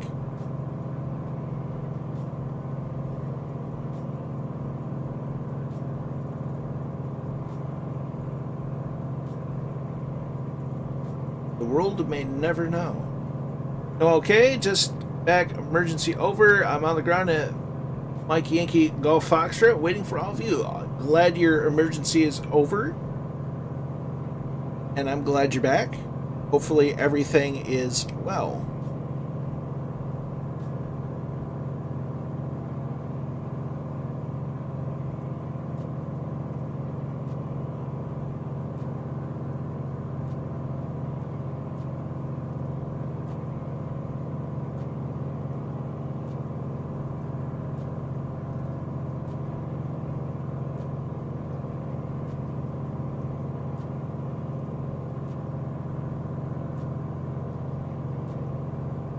Yep, that is definitely land, and we're a little under 30 nautical miles to the destination. Ooh, we close. As Technical catches up in the Mooney. In the Mooney, not the Mooney Typhoon. So we still have Dougal McTavish on our left. We have Transit on our right. We have Fast Pete providing rear security. We have Merlin Flyer doing the orbit. Fair enough, Noel. Glad it was... Uh-oh. We've lost Transit.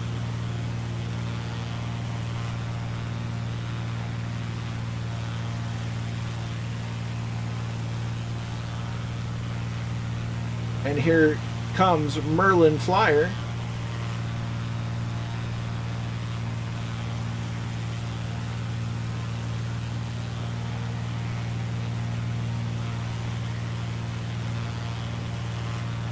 at a rate of knots.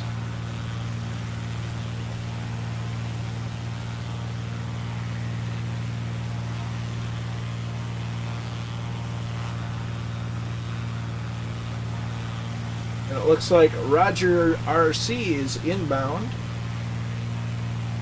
Probably wondering what the hubbub is about, as we see Magic 888 is negative 74 feet in the air.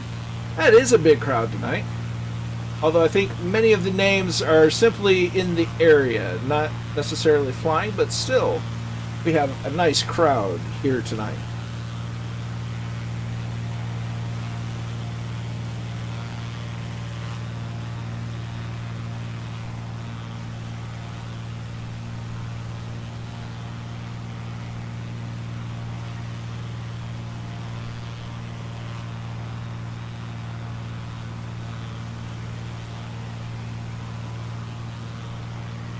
So expect runway 06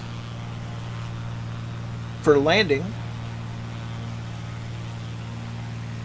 which should be an almost straight in approach.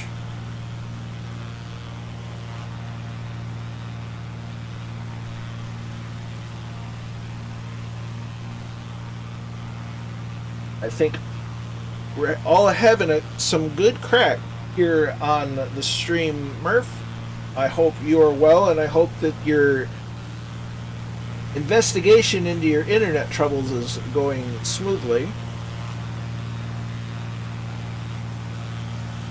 The question on everybody's mind, though, is where's Murphy flying on Friday?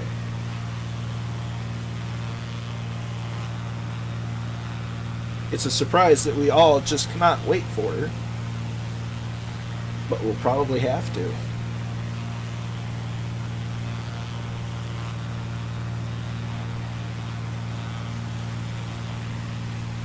Where shall the Fireflies invade next?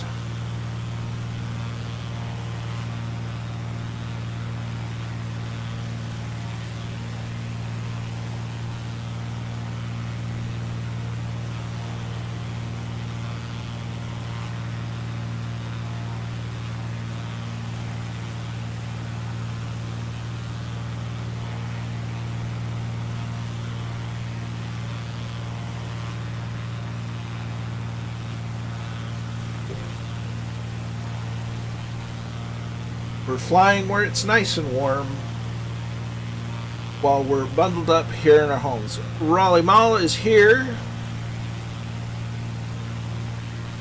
updating their flight sim. I'm glad you're along. I do believe it seems to have... I can't tell, is it your evening or your morning? I want to say it's your morning. Sorted some issues, not satisfied. It started 100%, was to see. Tomorrow's flight will be in Europe. So we're back in the continent of Europe tomorrow with Two-Tone, Murphy, and the Fireflies.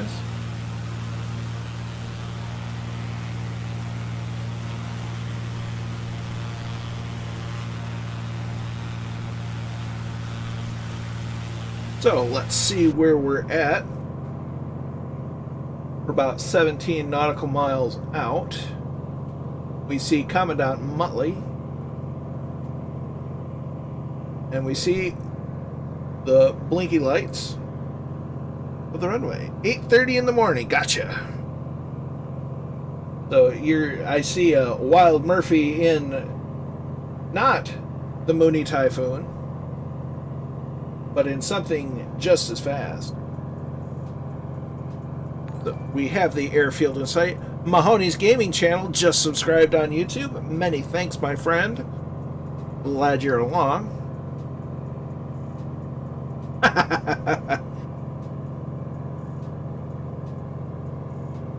Had to zoom in a little bit so that I could see if I could see the airfield, which now that I have, zoom back out.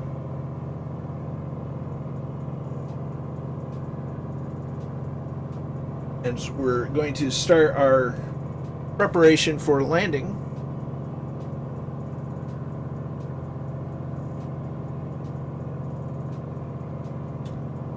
Roger that, Mahoney. Well, I'm glad you're here.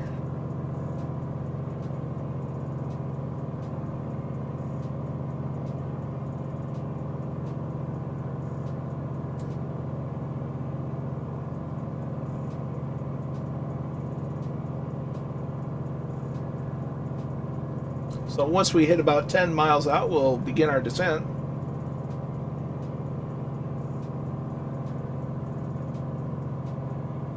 As Murphy comes in at a rate of knots, seeming to go beyond the horizon.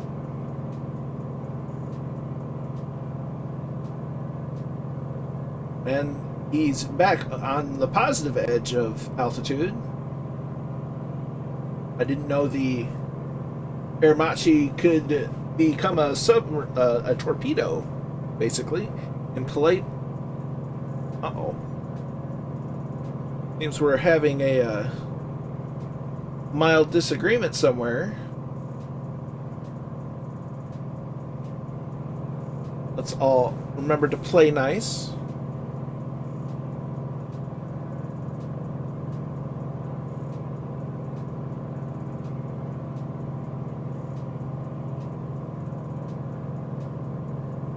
As we're 12 miles out, I do continue to see the runway. We are going to be going fairly straight into runway 6.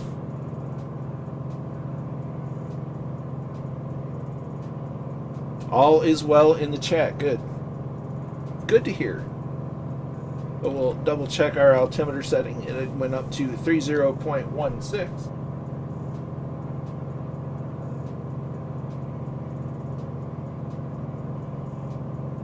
So we're going to go ahead and deactivate the autopilot.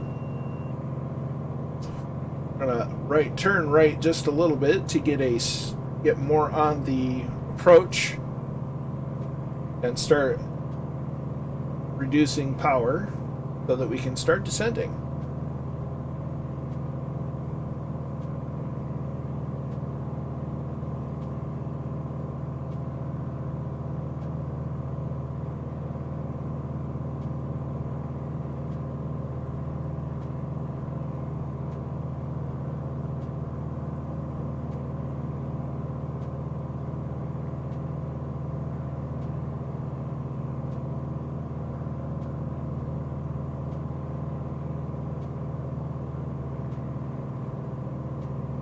Reduce our power a little more. We're going to trim up to compensate.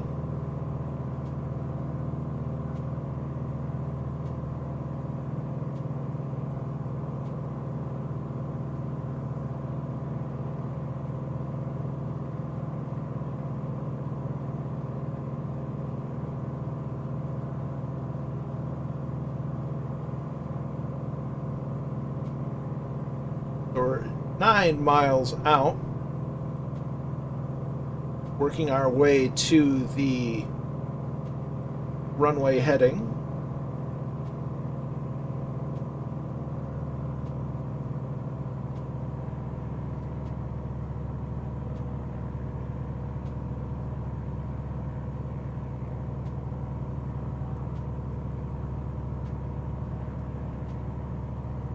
And a missile goes flying by named Murphy. Scotland is 3 hours to Calgary. Calgary. That's a mouthful.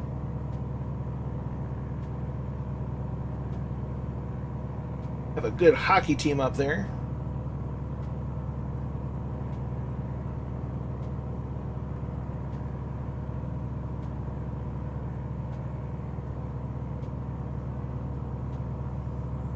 That begs a question. In Europe and specifically, you know, the Isles of England and Britain and Ireland, is hockey a thing? Because it seems the biggest countries for hockey are Russia and Canada and the United States.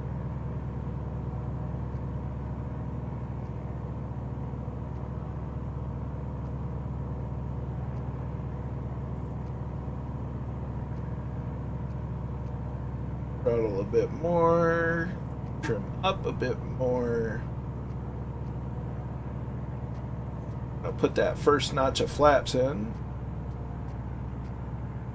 Gotcha. It's kind of just been a recent curiosity because hockey is fairly commonplace here where I'm at, and I know that Russia is another hot spot for hockey given where it is geographically. But it kind of begs the question what it was like in Europe.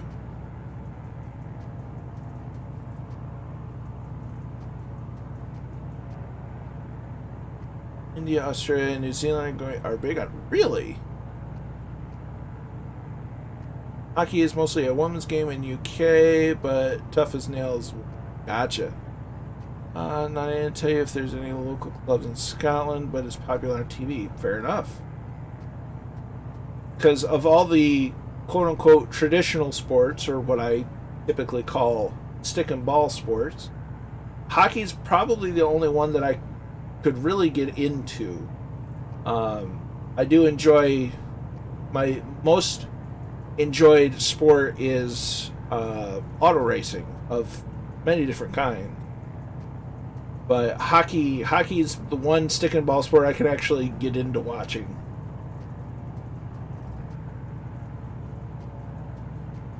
UK is huge on rugby, soccer, and cricket. Yeah.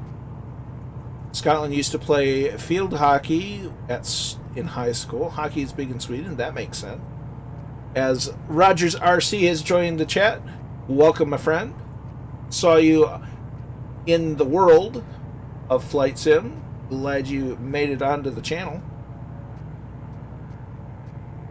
It would make sense. It does make sense that the Nordic states or the Nordic countries are big into hockey.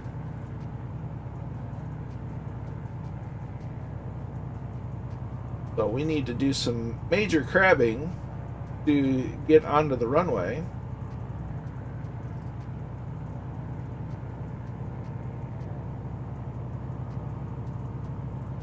I have some other sore places from the puck that I don't need to mention on stream. But ow. I have not ice hockey like on the special. Right on. I've played field hockey as well.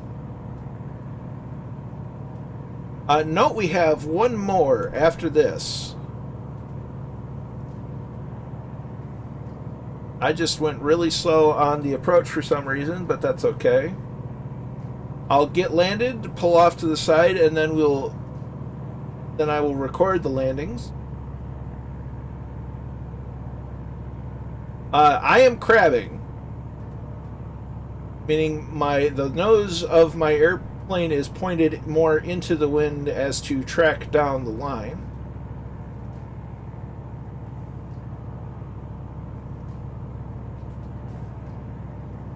If I were slipping, I would be maintaining the runway heading using rudder and aileron.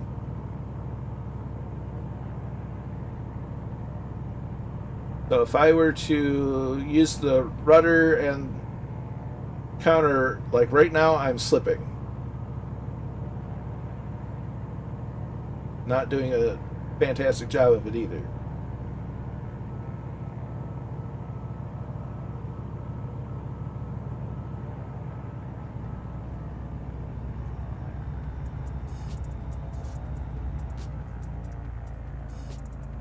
As we're really high off the glide slope.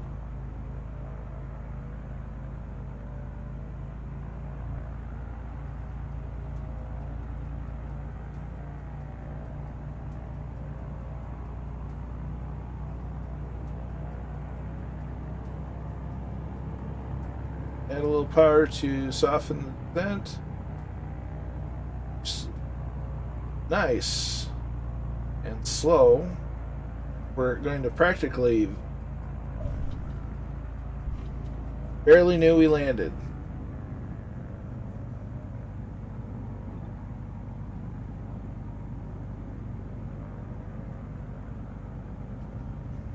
Flaps are going up. Keep the mixture there. We'll put the prop forward.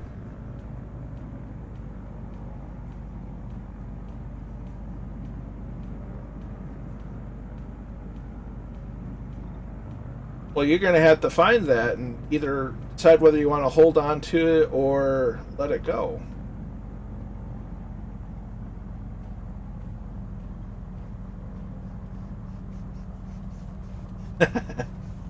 Bad Dog has the shorts and beach towel and needs to be led to the sunbed.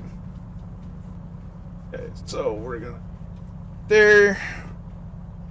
Going to get into the fun cam.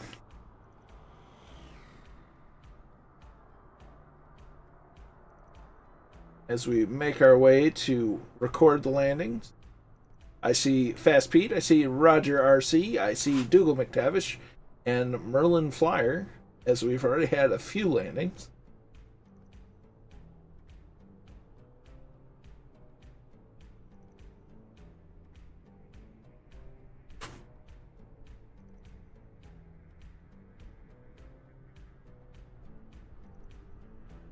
And the runway is open.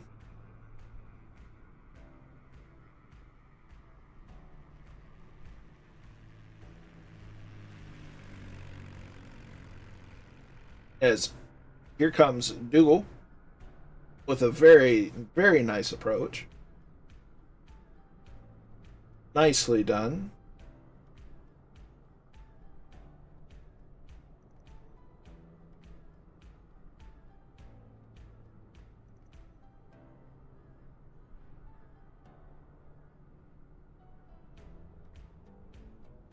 We see Spag and Transit off to the right.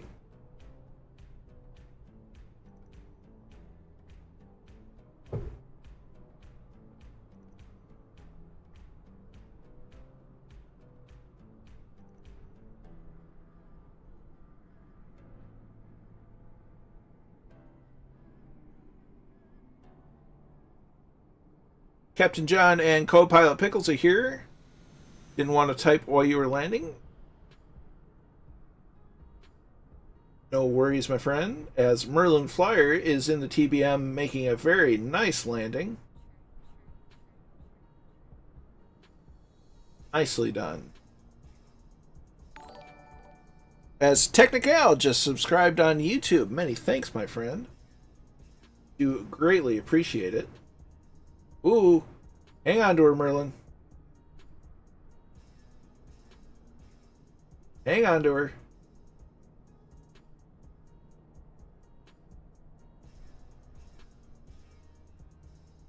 I see Fast Pete, I see Murphy, I see Roger, I see 6 knots.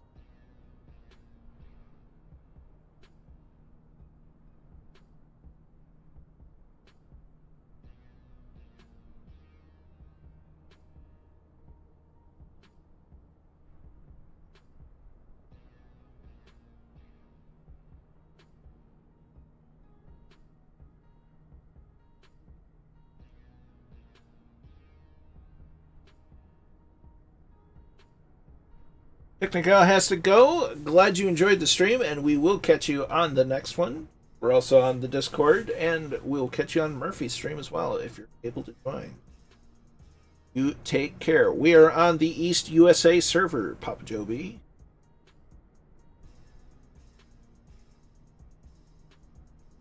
It is MSFS 2020, Cirrus John. We're currently at Mike Yankee Golf Foxtrot in the Bahamas.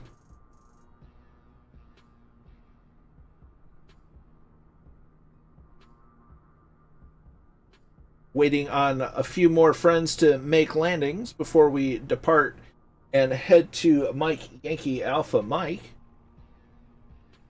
as our final stop of the evening, also in the Bahamas.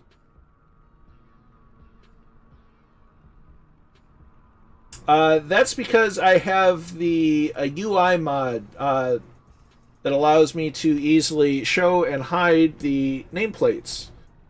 And it's a bit less obtrusive. So that is why the it looks a little different.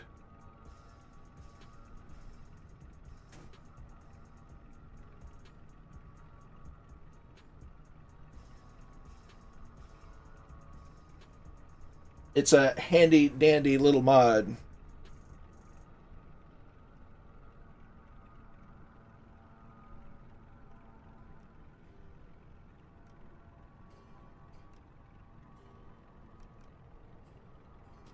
That's awesome, Papa Joe B. We'll be taking off from runway 06 as soon as the rest of our friends make their landings.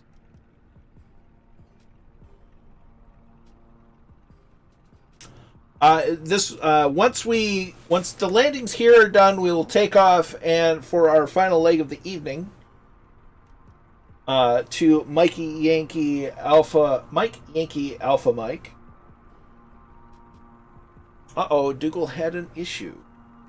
I stream Sundays, Tuesdays, and Thursdays at 3 p.m. Eastern or 2000 Zulu time for roughly 3 to 4 hours, as Fast Pete makes his landing in the Cessna 172. Bad Dog says the sand is hot and forgot his flip-flops. Glad to have you along, Cirrus John, and thanks for the follow. I do greatly appreciate it, as Rogers RC has a bit of a bumpy landing, but that's okay. 6 knots inbound with a slightly bouncy landing. It's been a crosswindy landing, but I'm glad you were along, John, and we're excited to have you back next stream.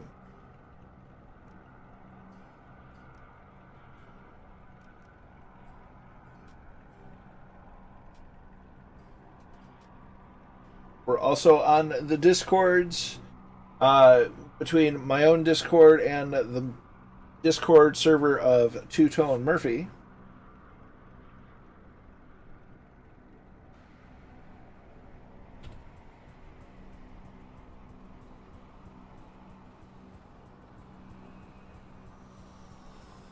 As there's Murph in the MB339.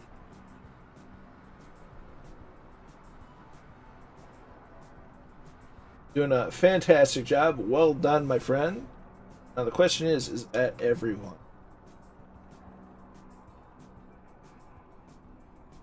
You sleep well, 6 knots. Glad to have you along, and we'll see you next time.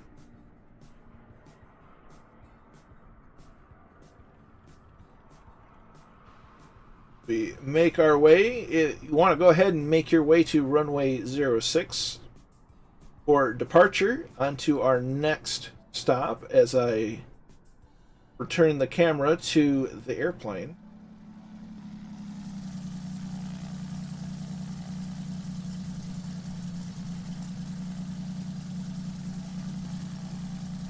Go back in the cockpit, release the parking brake, slowly make our way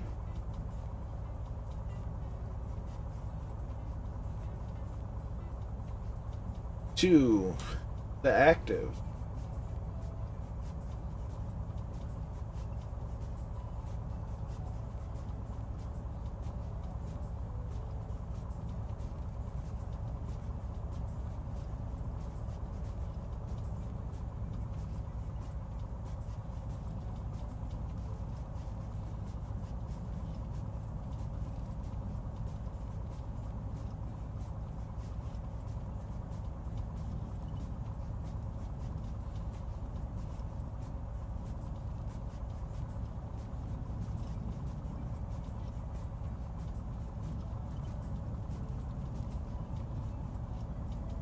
It's bouncy here on the grass,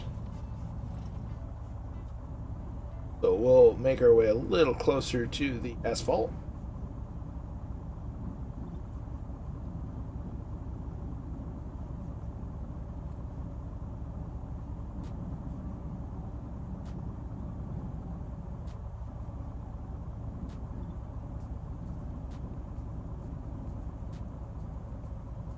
So we'll blow up, and so we can make our turn.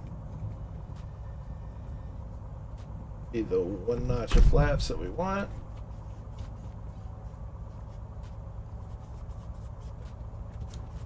And with that, we're going to slowly add the power in.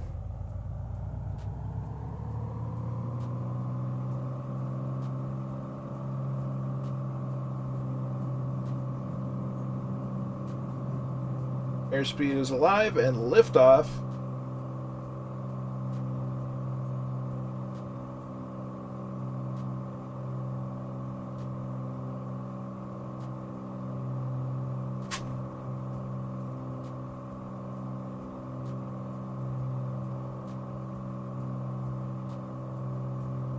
There's 200 feet.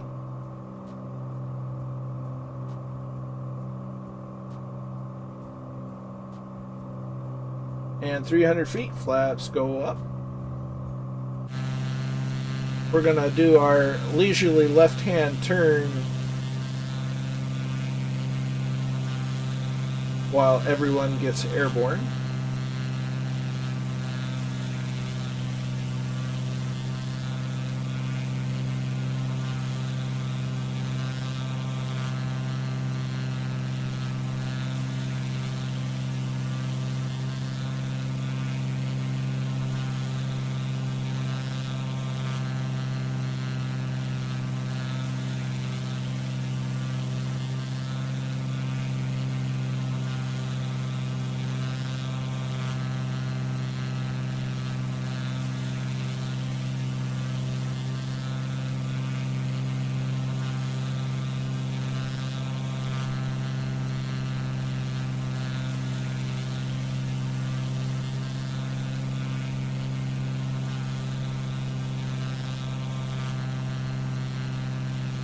Got Merlin Flyer Murphy and Roger RC.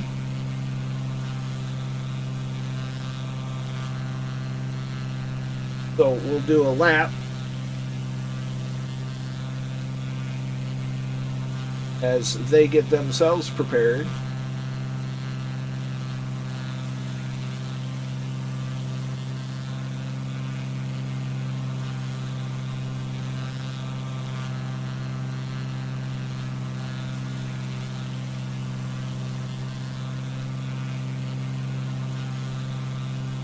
Well, I appreciate that, Dougal. I try to be as relaxed as possible because in the world we live in right now, there's a little too much excitement for my taste. So I like taking the chilled out, relaxed view of life. Leonard Thompson, wasn't he the manager of Beverly Wiltshire in Pretty Woman? I can neither confirm nor deny that. It's been many years since I've seen that movie. As Merlin Flyer and Two-Tone Murphy have made their way to the departure end of the runway. It appears Roger RC is making their way to the runway.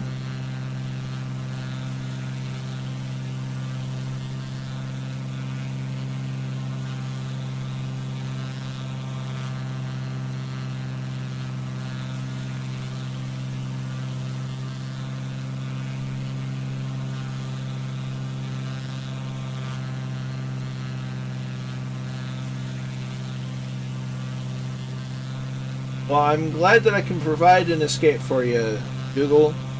I try to provide that for everyone because the world's kind of not a great place right at the minute. So, providing an escape for people is what I'm here for, and I'm glad it's filling the need that you have. That makes me feel good about what I'm doing.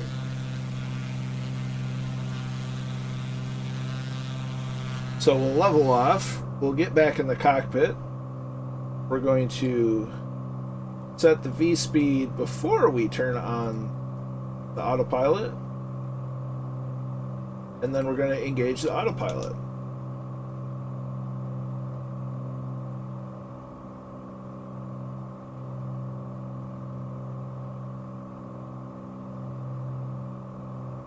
I agree, Dougal. It's a niche that has needed to be filled, and there are a few of us, including Murphy, that have been doing our best to fill that need. And we're very happy that you're along, and I'm very glad that you are enjoying it. It's the lack of GA streamers and flyers has been really why I've never really, before August, gotten really stuck with any flight sim community or streamer, just because it seems to be all about the airliners and not about the GA. And so, you know what? See a need, fill a need. So here we are, doing our best to create friendly content that people can watch and enjoy.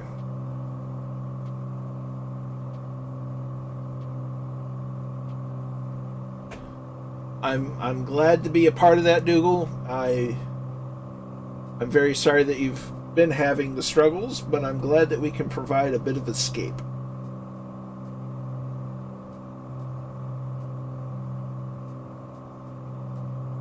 That off to 30. Might increase the vertical speed just a bit.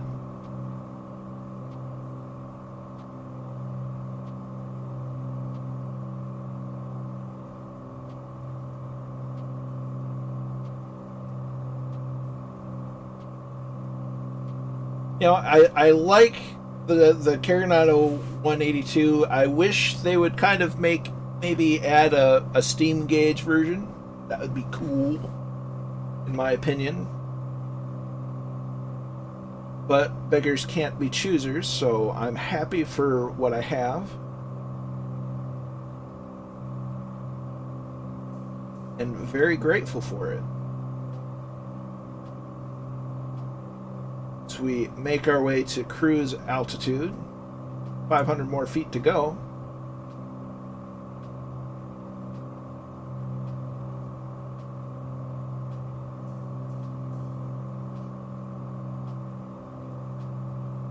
Well, I'm glad it's working, Dougal. I'm very, very grateful for that.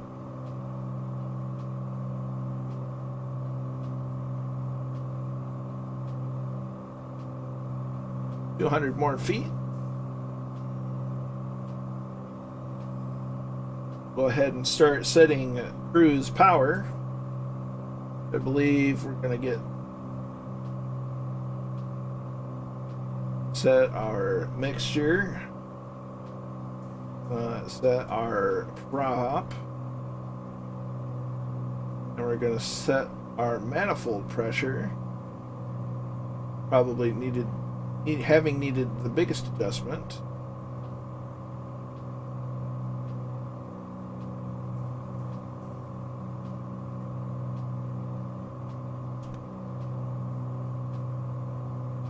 Probably Ma has learned so much from Murphy and I and Awesome, and yeah, I'm glad that we've been able to fill the need. Murph really finding Murph, I should say, really lit the fire under me to not only start streaming more consistently and even get a schedule down. But the fact that there is somebody else flying the type of airplanes that I fly and being a very relaxed presenter and not doing a bunch of ridiculous stuff, it was great for me. And so Murphy inspired me to get into really hitting hard doing this stuff again. So I'm very grateful for that.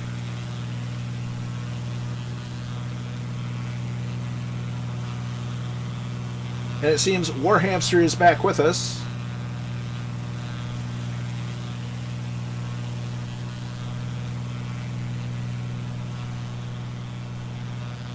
There's Commandant Muttley. There's Dougal.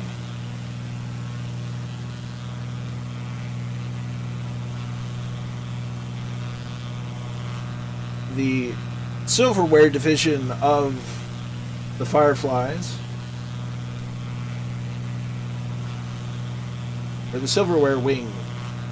Trying to download the update. Hopefully I'll have it downloaded tomorrow. Nice stream always. Join you in the next one. Looking forward to it. Absolutely, Cat9. You have a good evening, and I hope that it goes smoothly. And we will definitely catch you on both the Discords and Murphy's stream, and always our next stream, which should be Sunday at 2000 Zulu. I'll have to come up with a place to fly. And we'll definitely have a blast doing it.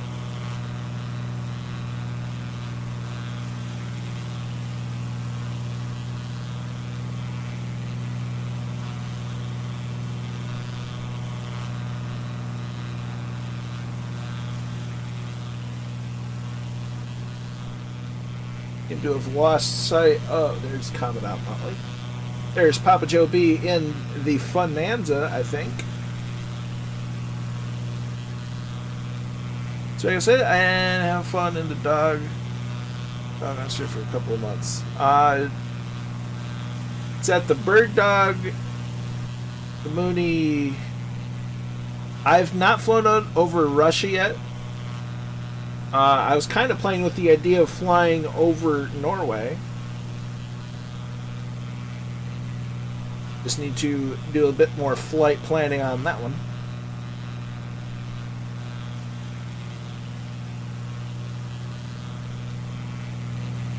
So I've got some ideas. It's been kind of on the radar to check out the USA given the giant update. Add one.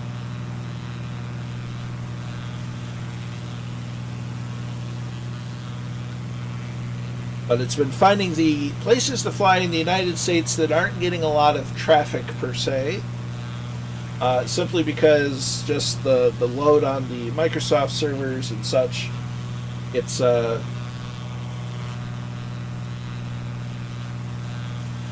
been avoiding it just for the sheer sake of maintaining a stable, or as stable a stream as possible, so that the viewing experience isn't awful, or at least mitigating how awful it is.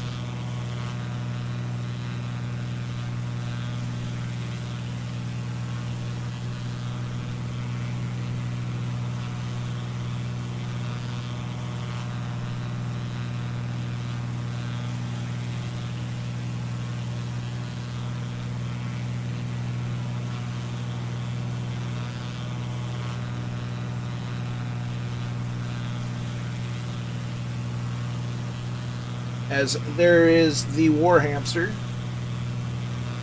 I'm waiting for somebody to draw a hamster that is set to war, and that shall forever be the war hamster.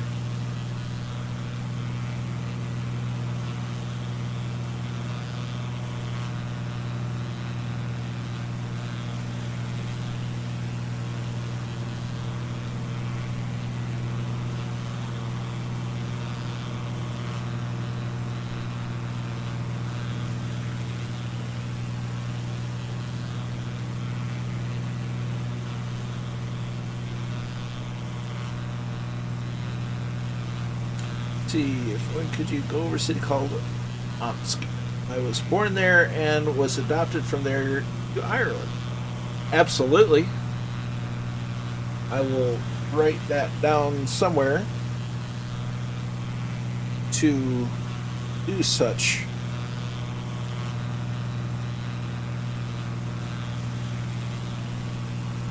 There's an idea to put it in. See, that would be Omsk.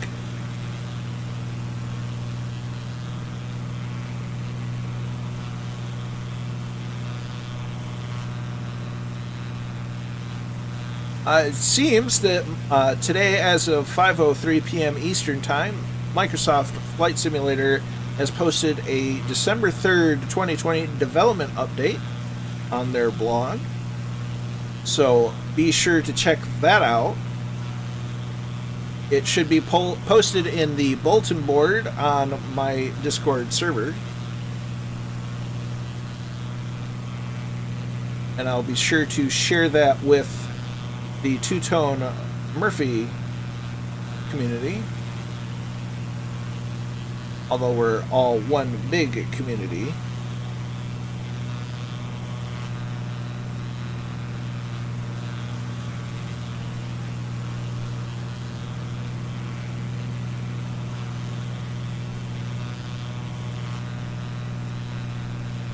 You're quite welcome, Keen.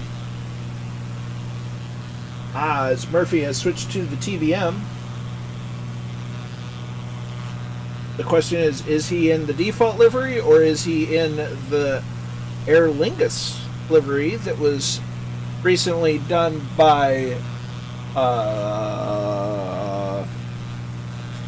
Liquid Pinky? That's the real question. I don't have the Aer Lingus TBM just yet.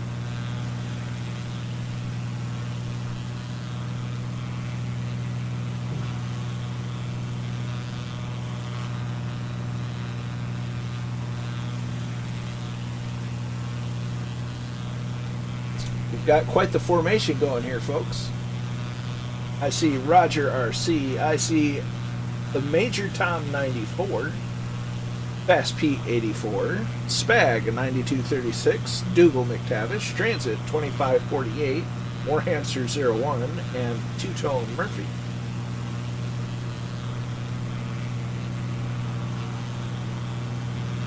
Sorry, that's Major Tom 94.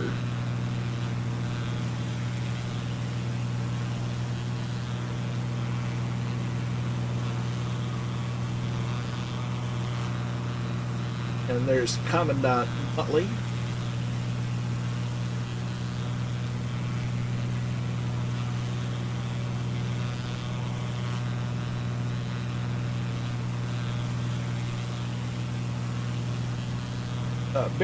Do bear in mind that I have a wider monitor and my viewing width is a bit wider than what you see on the stream. So if you think that you may not be in the screenshot, you may actually be in the screenshot.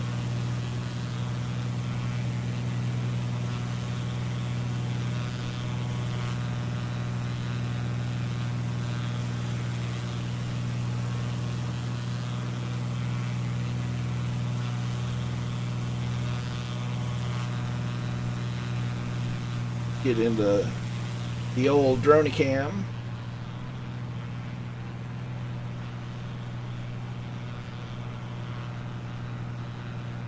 There's Papa Joe B.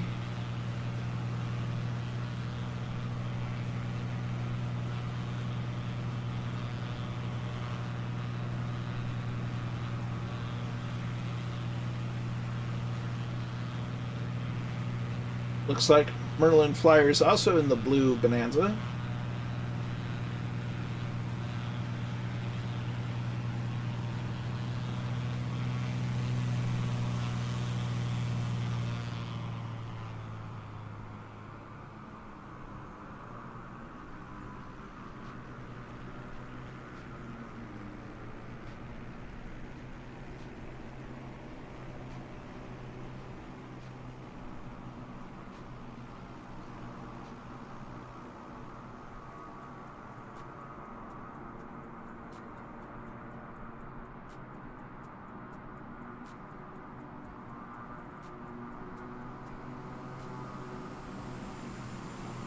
So we sneak in a peek at Murphy.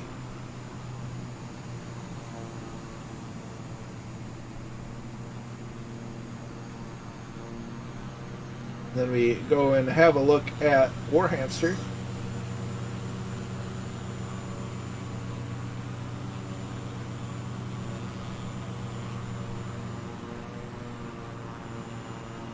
And we look at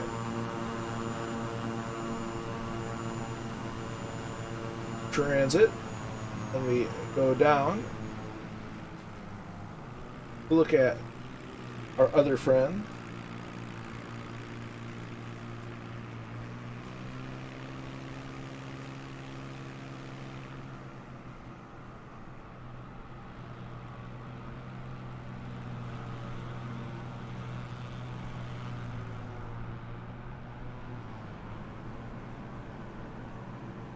Look at that.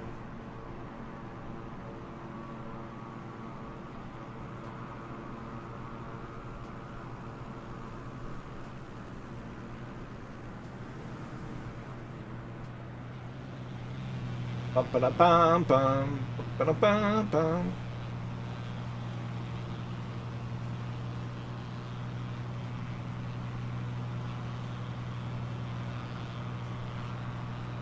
We got some good pilots out here today.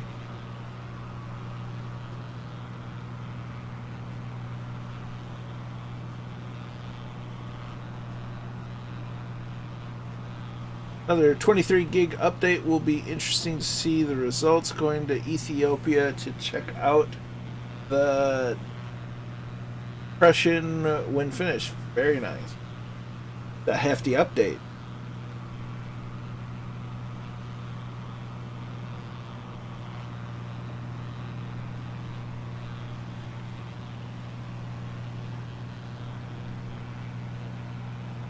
This is just absolutely awesome, guys.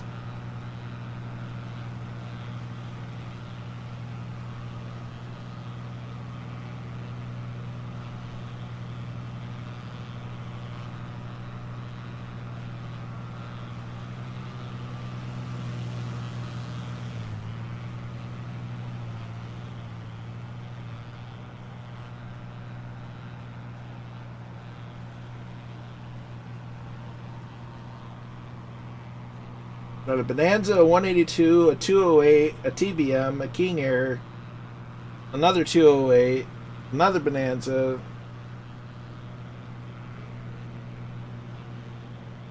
a VL3. We got all sorts in our little formation.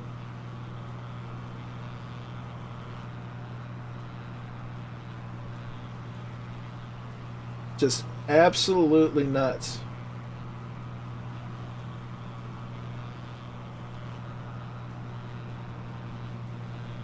Oh, we lost him.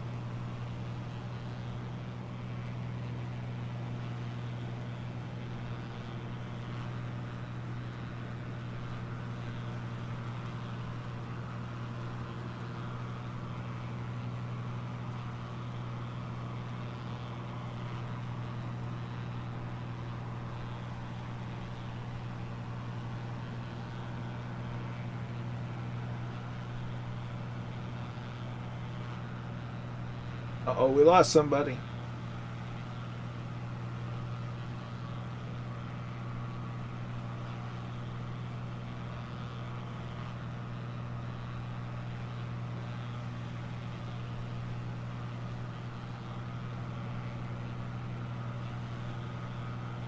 It's pretty amazing, Dougal.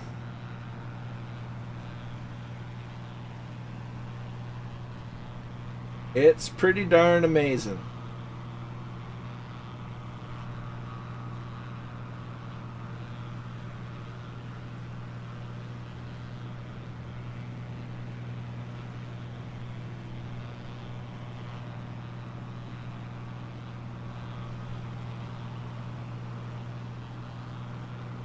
It really is. You're all doing a fantastic job and providing a lot of screenshots. So, very well done, everyone.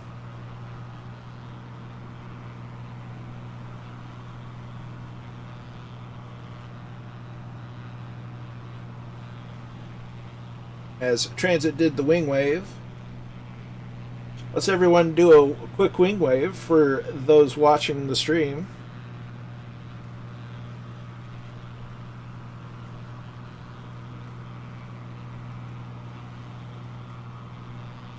Hamster and Murphy have broken off.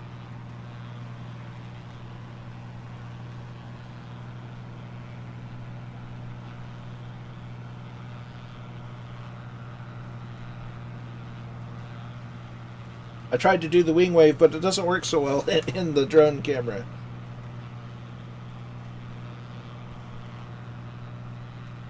Ah.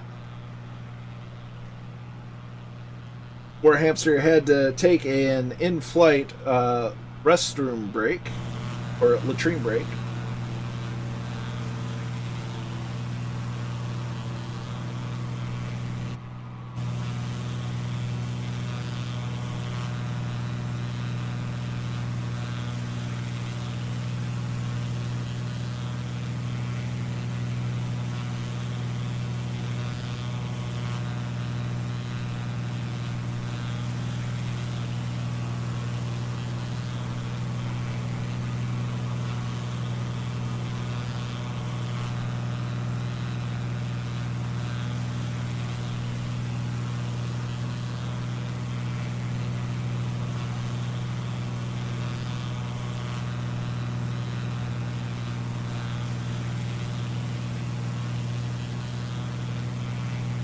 So we're about halfway on our final leg of the evening.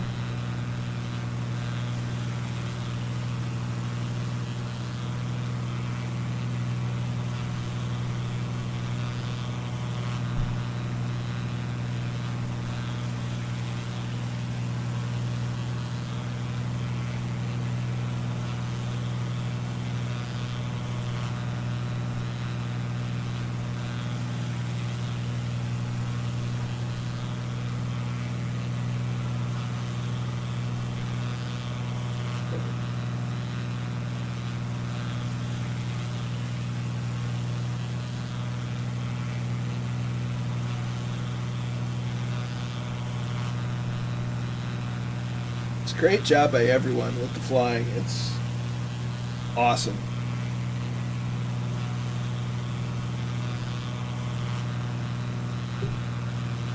It's absolutely awesome, guys. Hasn't been the most visually interesting stream. You know, we've done a lot of flying over water. But you guys have made up for it with the formation flying being very well done.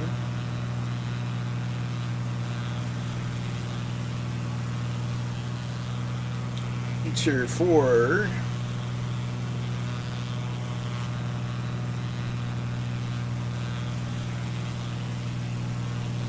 No available METAR for Mike Yankee Alpha Mike, which is unfortunate.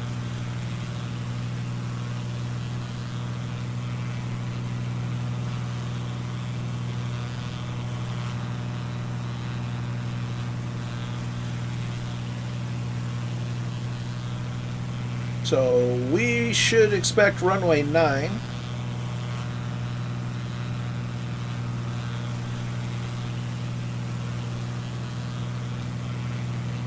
Once we get to Leonard M. Thompson International Airport on Great Abaco Island.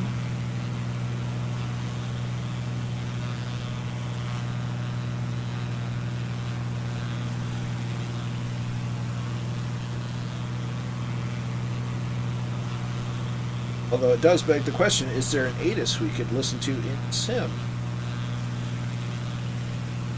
AWAS. Just uses the AWAS at the airfield we were just at. So don't expect much of a change of weather.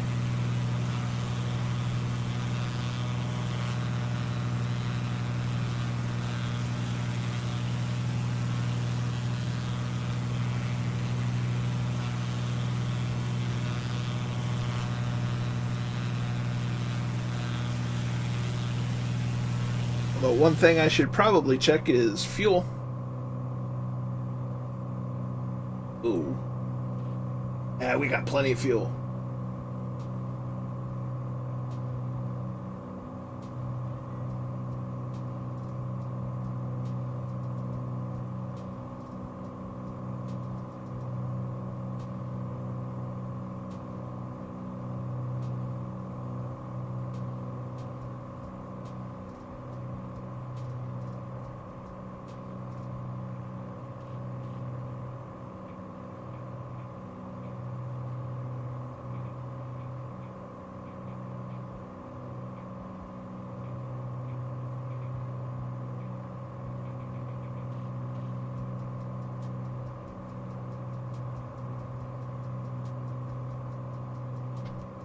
How's that for review? Let's see. Noah says 050 at 10. Yeah, we'll be fine at for runway 9. It's Brazen Ed. How you doing, my good sir? Hope you're well.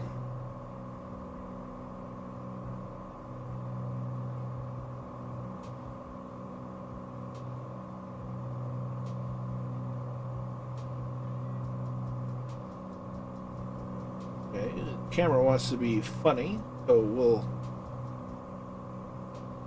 show the camera who's boss as we take a look from the back seat of the airplane.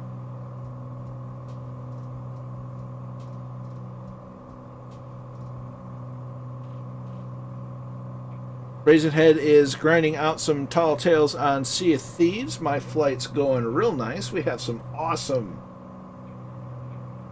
formation flying going on with various aircraft of different types. We have a TBM 930. We have a Cessna Caravan, a Beach Bonanza, a Beach King Air, a VL3, some other Cessnas. We're, of course, in the 182.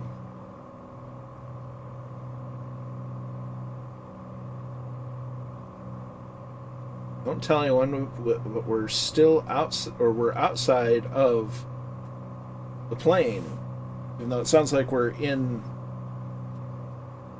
the cockpit.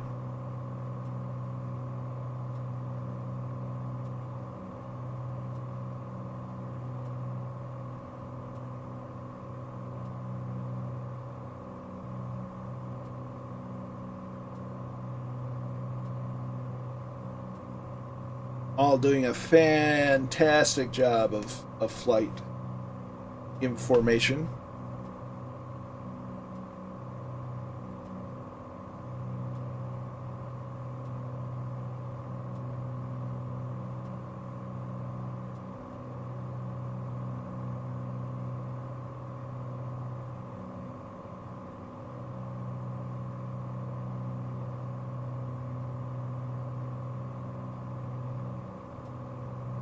And just seeing the reflection of the lights in little bits here and there on my airplane is just I will never not be amazed by it.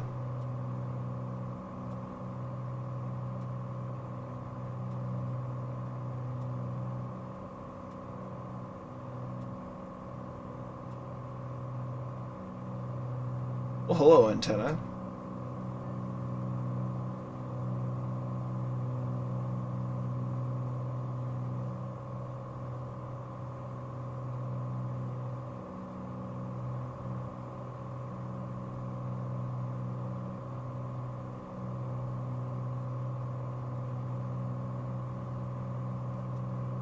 That's just crazy.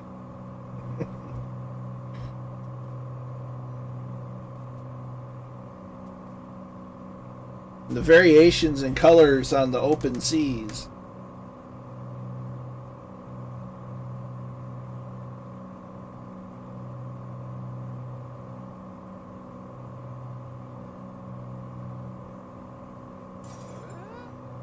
Luke's is rating with a party of 6.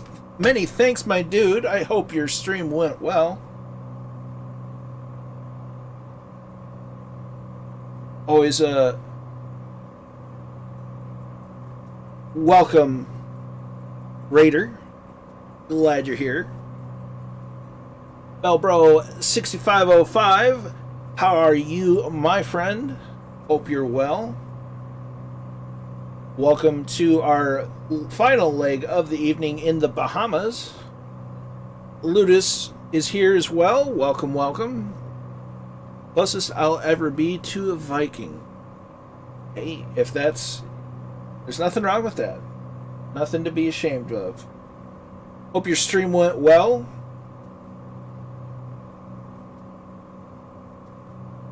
I believe you said that you were streaming SnowRunner? Oops, that's the wrong one.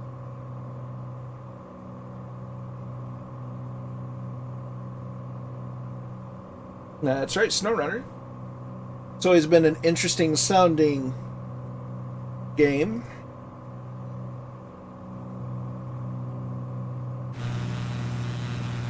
I mean, the Fireflies are doing some fantastic flying down in the Bahamas.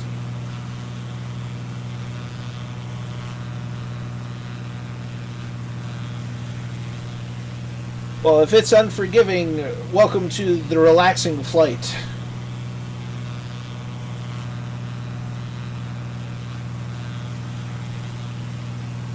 May it relax you for the rest of your evening.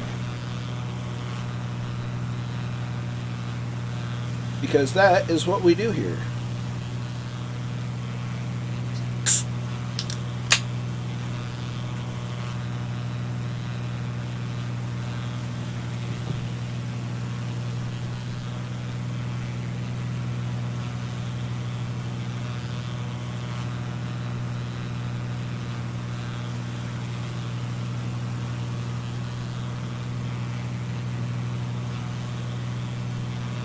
Just absolutely awesome flying tonight. As we're starting to get close to the island that I keep forgetting the name of, Great Abaco Island.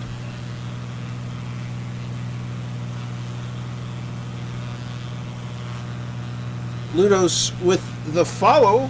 Many thanks, my friend. Happy to have you along. Hope you're doing well, my friend.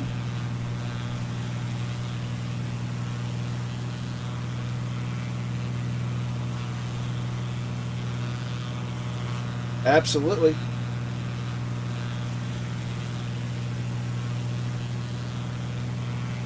Is it calm winds and following seas? I think that's the traditional naval greeting of sorts. Luke C376 with the follow on Twitch. Many thanks, my friend. Hope you're well. That was a Mountain Dew Code Red. Nothing terribly exciting, but enough for a little bit of caffeine. Ludus is going to search for his bed. Thanks for following along, and I hope you have a restful night. Belbro 6505, no crosswinds. Well, we've actually had some crosswinds this particular trip. It's made things pretty interesting, but Murphy has trained the Fireflies well in the ways of the crosswind. Between Japan and a trip in California last week, we've been having some very good crosswind training and exercise practice. That's the word I was working on. But we've had some good crosswind practice here as well.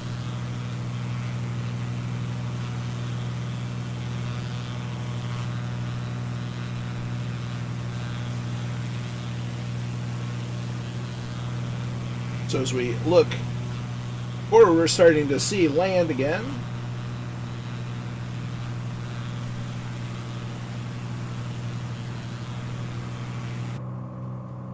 We're approximately 20 nautical miles out at a heading of 102 degrees.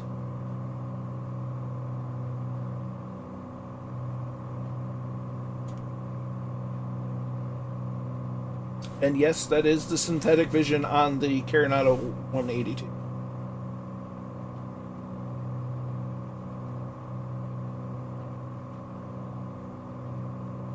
Double check our altimeter setting. It changed just ever so slightly. So we're at 3,500 feet or 3,500 feet with an altimeter setting of 3015. We're at 22 inches of manifold pressure at 2,290 RPM. Going a indicated speed of 123 knots with a true airspeed of 120. And a beautiful sunny day here in the Bahamas.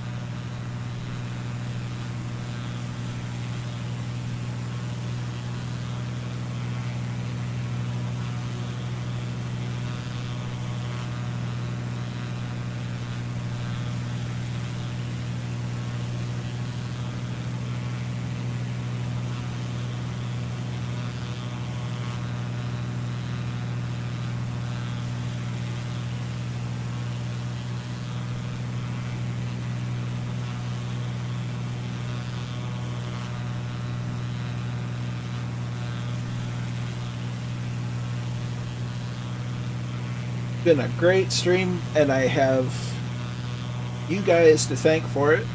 I'm incredibly grateful and thankful for all of you. I'm glad that I can provide be one of few people to help provide a nice calming space for all of us to congregate and share the enjoyment of flight.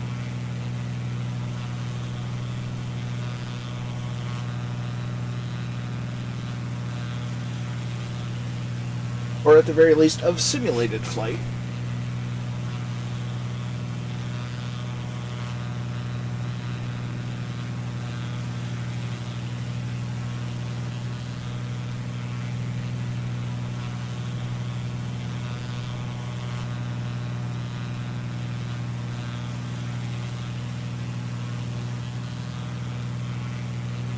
Seems we are starting to get a few clouds over the area.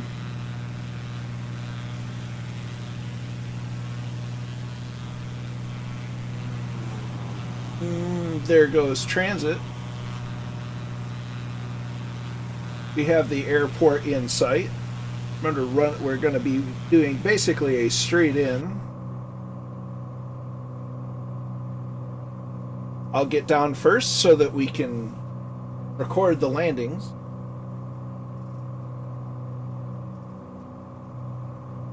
I'm pretty sure that is the airfield. If it's not, it looks sure suspiciously like an airfield. Hope everybody's having a wonderful Thursday evening, or afternoon, or night. You're all very much welcome along. I stream Sundays, Tuesdays, and Thursdays at 2000 Zulu or 3 p.m. Eastern Time.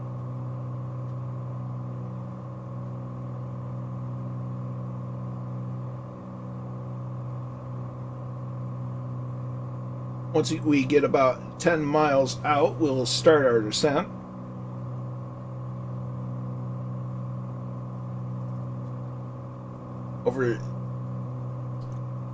I'll remember the name of this island, the Great Abaco Island. I'm probably butchering that, but it's a service I provide at no extra cost. At the Leonard M. Thompson International Airport here in the Bahamas.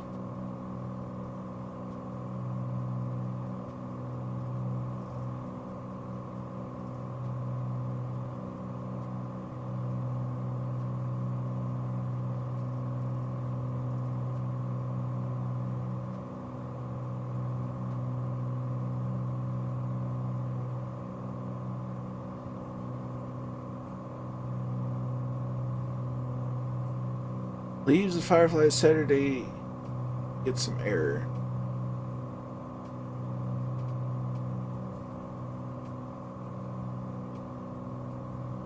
Getting some air is good. Okay, we are 10 nautical miles out. We're going to disengage the autopilot. We're going to start pulling back on the power so that we can begin our descent.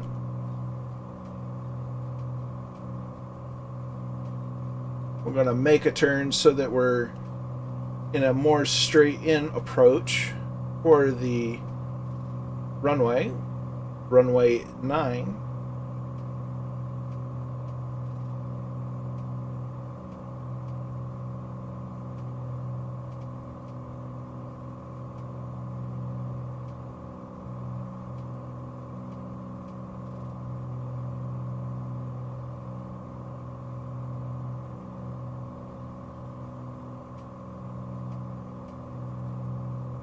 As Spag and Dougal are both a bit ahead of us. So I'll get parked up and parked off to the side as I get and then I'll get the camera set up for the landings.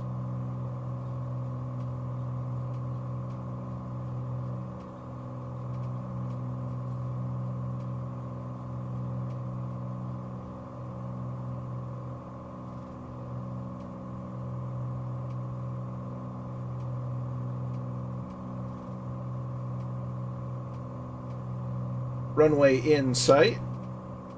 So we're going to use the trim to trim up a little bit. Spags will be doing words hard. Speak English. Spags will be doing a flyover. You heard it here first.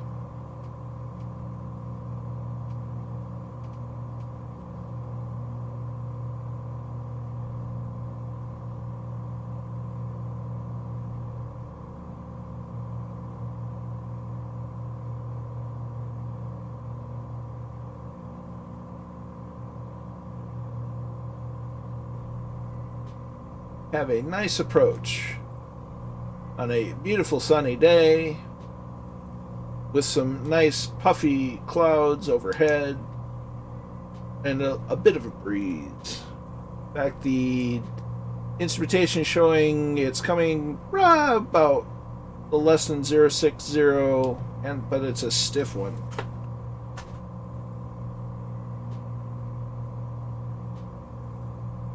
So we'll crab into the wind a little bit so as to stay on a runway heading.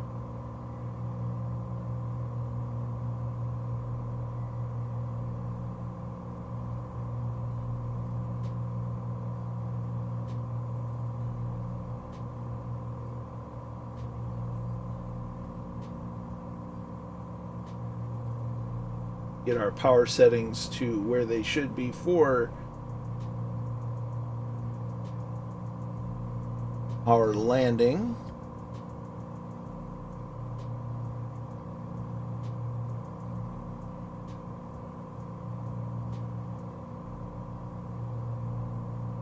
We're on a 5-mile final. Whoa, there's some wind. Oh boy.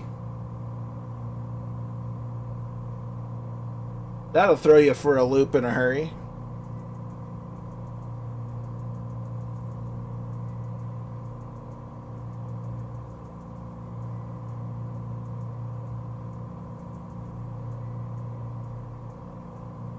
As we'll be following Dougal McTavish on the scenery is incredible. Absolutely 100% correct.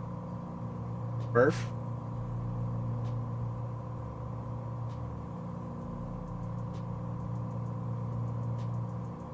So we reduce power a little bit more. Use our trim for speed management.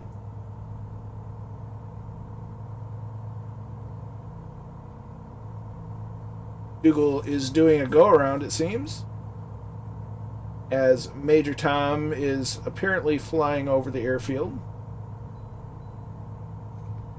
Insert our first notch of flaps. We're going to go ahead and open the cowl flaps.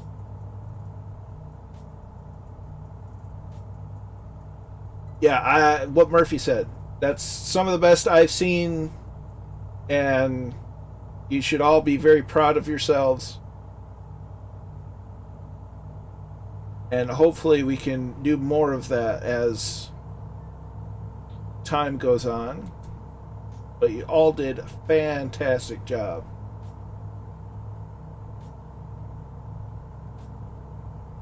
Now it seems the winds have shifted a little bit in our favor.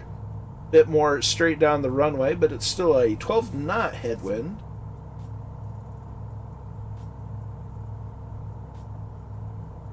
Okay, we'll add notch number 2.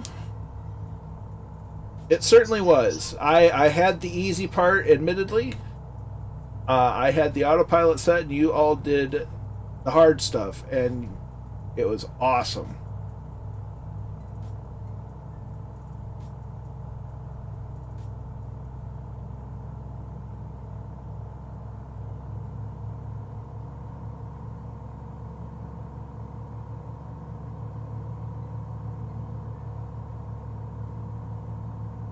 So we get ourselves lined up with the center line. We'll add the last notch of flaps.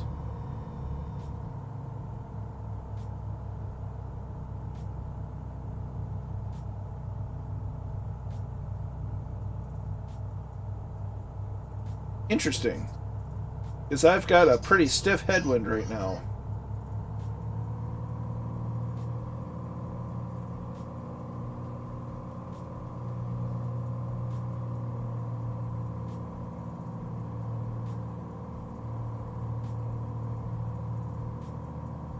This headwind is making it definitely making it feel like I'm practically landing. That was very abrupt. Has a bit of a bounce.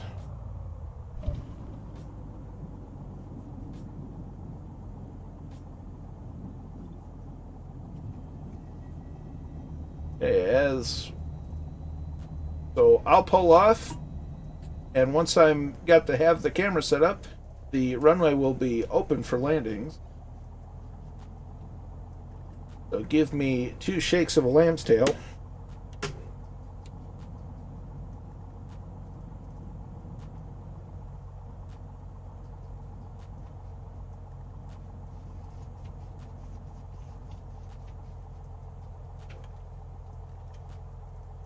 So now that we're parked, we'll get our camera in position and the runway will be open for landing.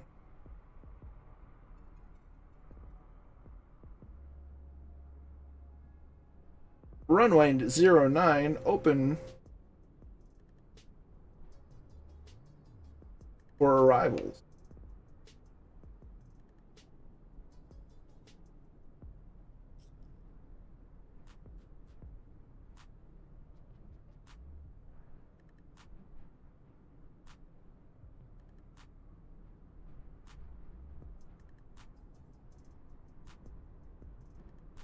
Had to get the windsock in there for comparison.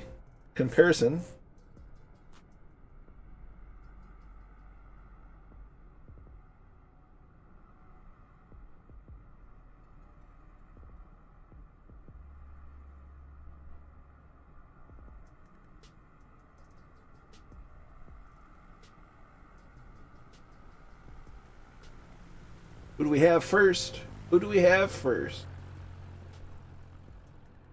Fast P-84 in the Cessna 172. A very nice landing.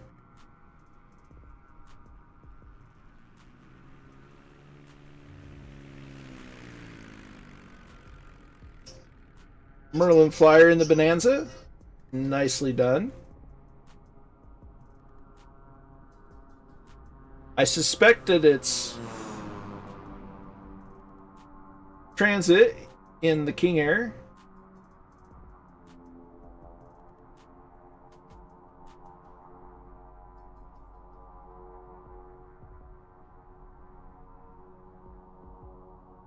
Managed to hold on to it down the runway. Nicely done.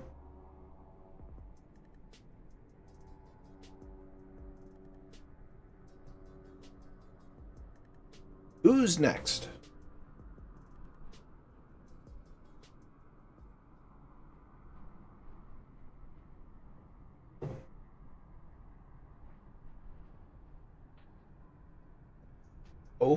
Oh who could possibly next?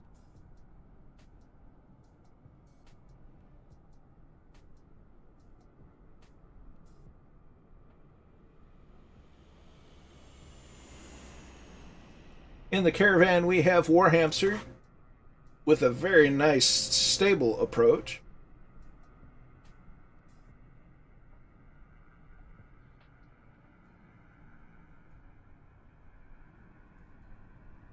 Fast Pete had a strong headwind, just like for me. It almost felt like I was landing a helicopter with Roger RC and Papa Joe B in the Bonanza's landing. Very nice, almost formation on the runway. Nicely done. Good show. Very nice, Warhamster.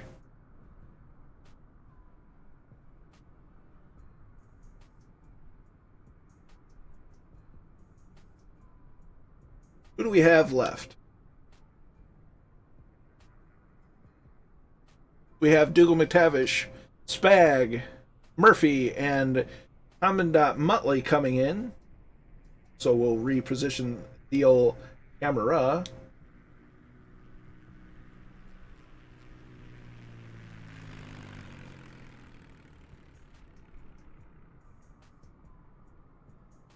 There's a good one. Nice job, Dougal. You have a good one, Peter. Thanks for coming along and flying with us. And we'll catch you on the Discords on the next streams and all that good stuff. As Tuda Tuna is now following, on Twitch. Thank you very much. Greatly appreciate it. I hope you're well, and welcome to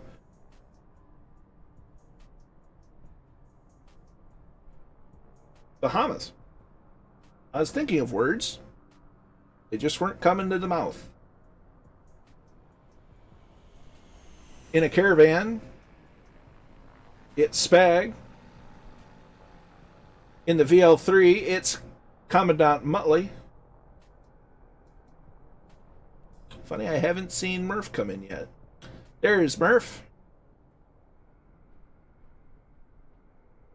With the blinky lights. In the TBM.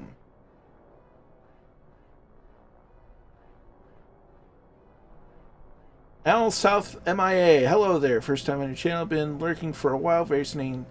I'm actually flying to Nassau, and I think I saw you guys at some. Very nice. Well, I'm glad you're along for the stream.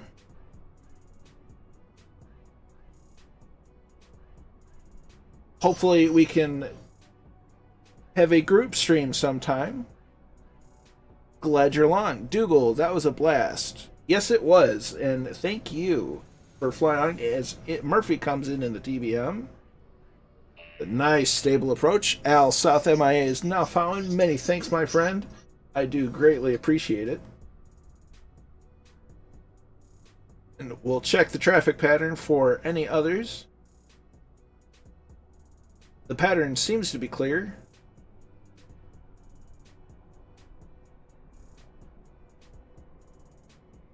So as we all park up for the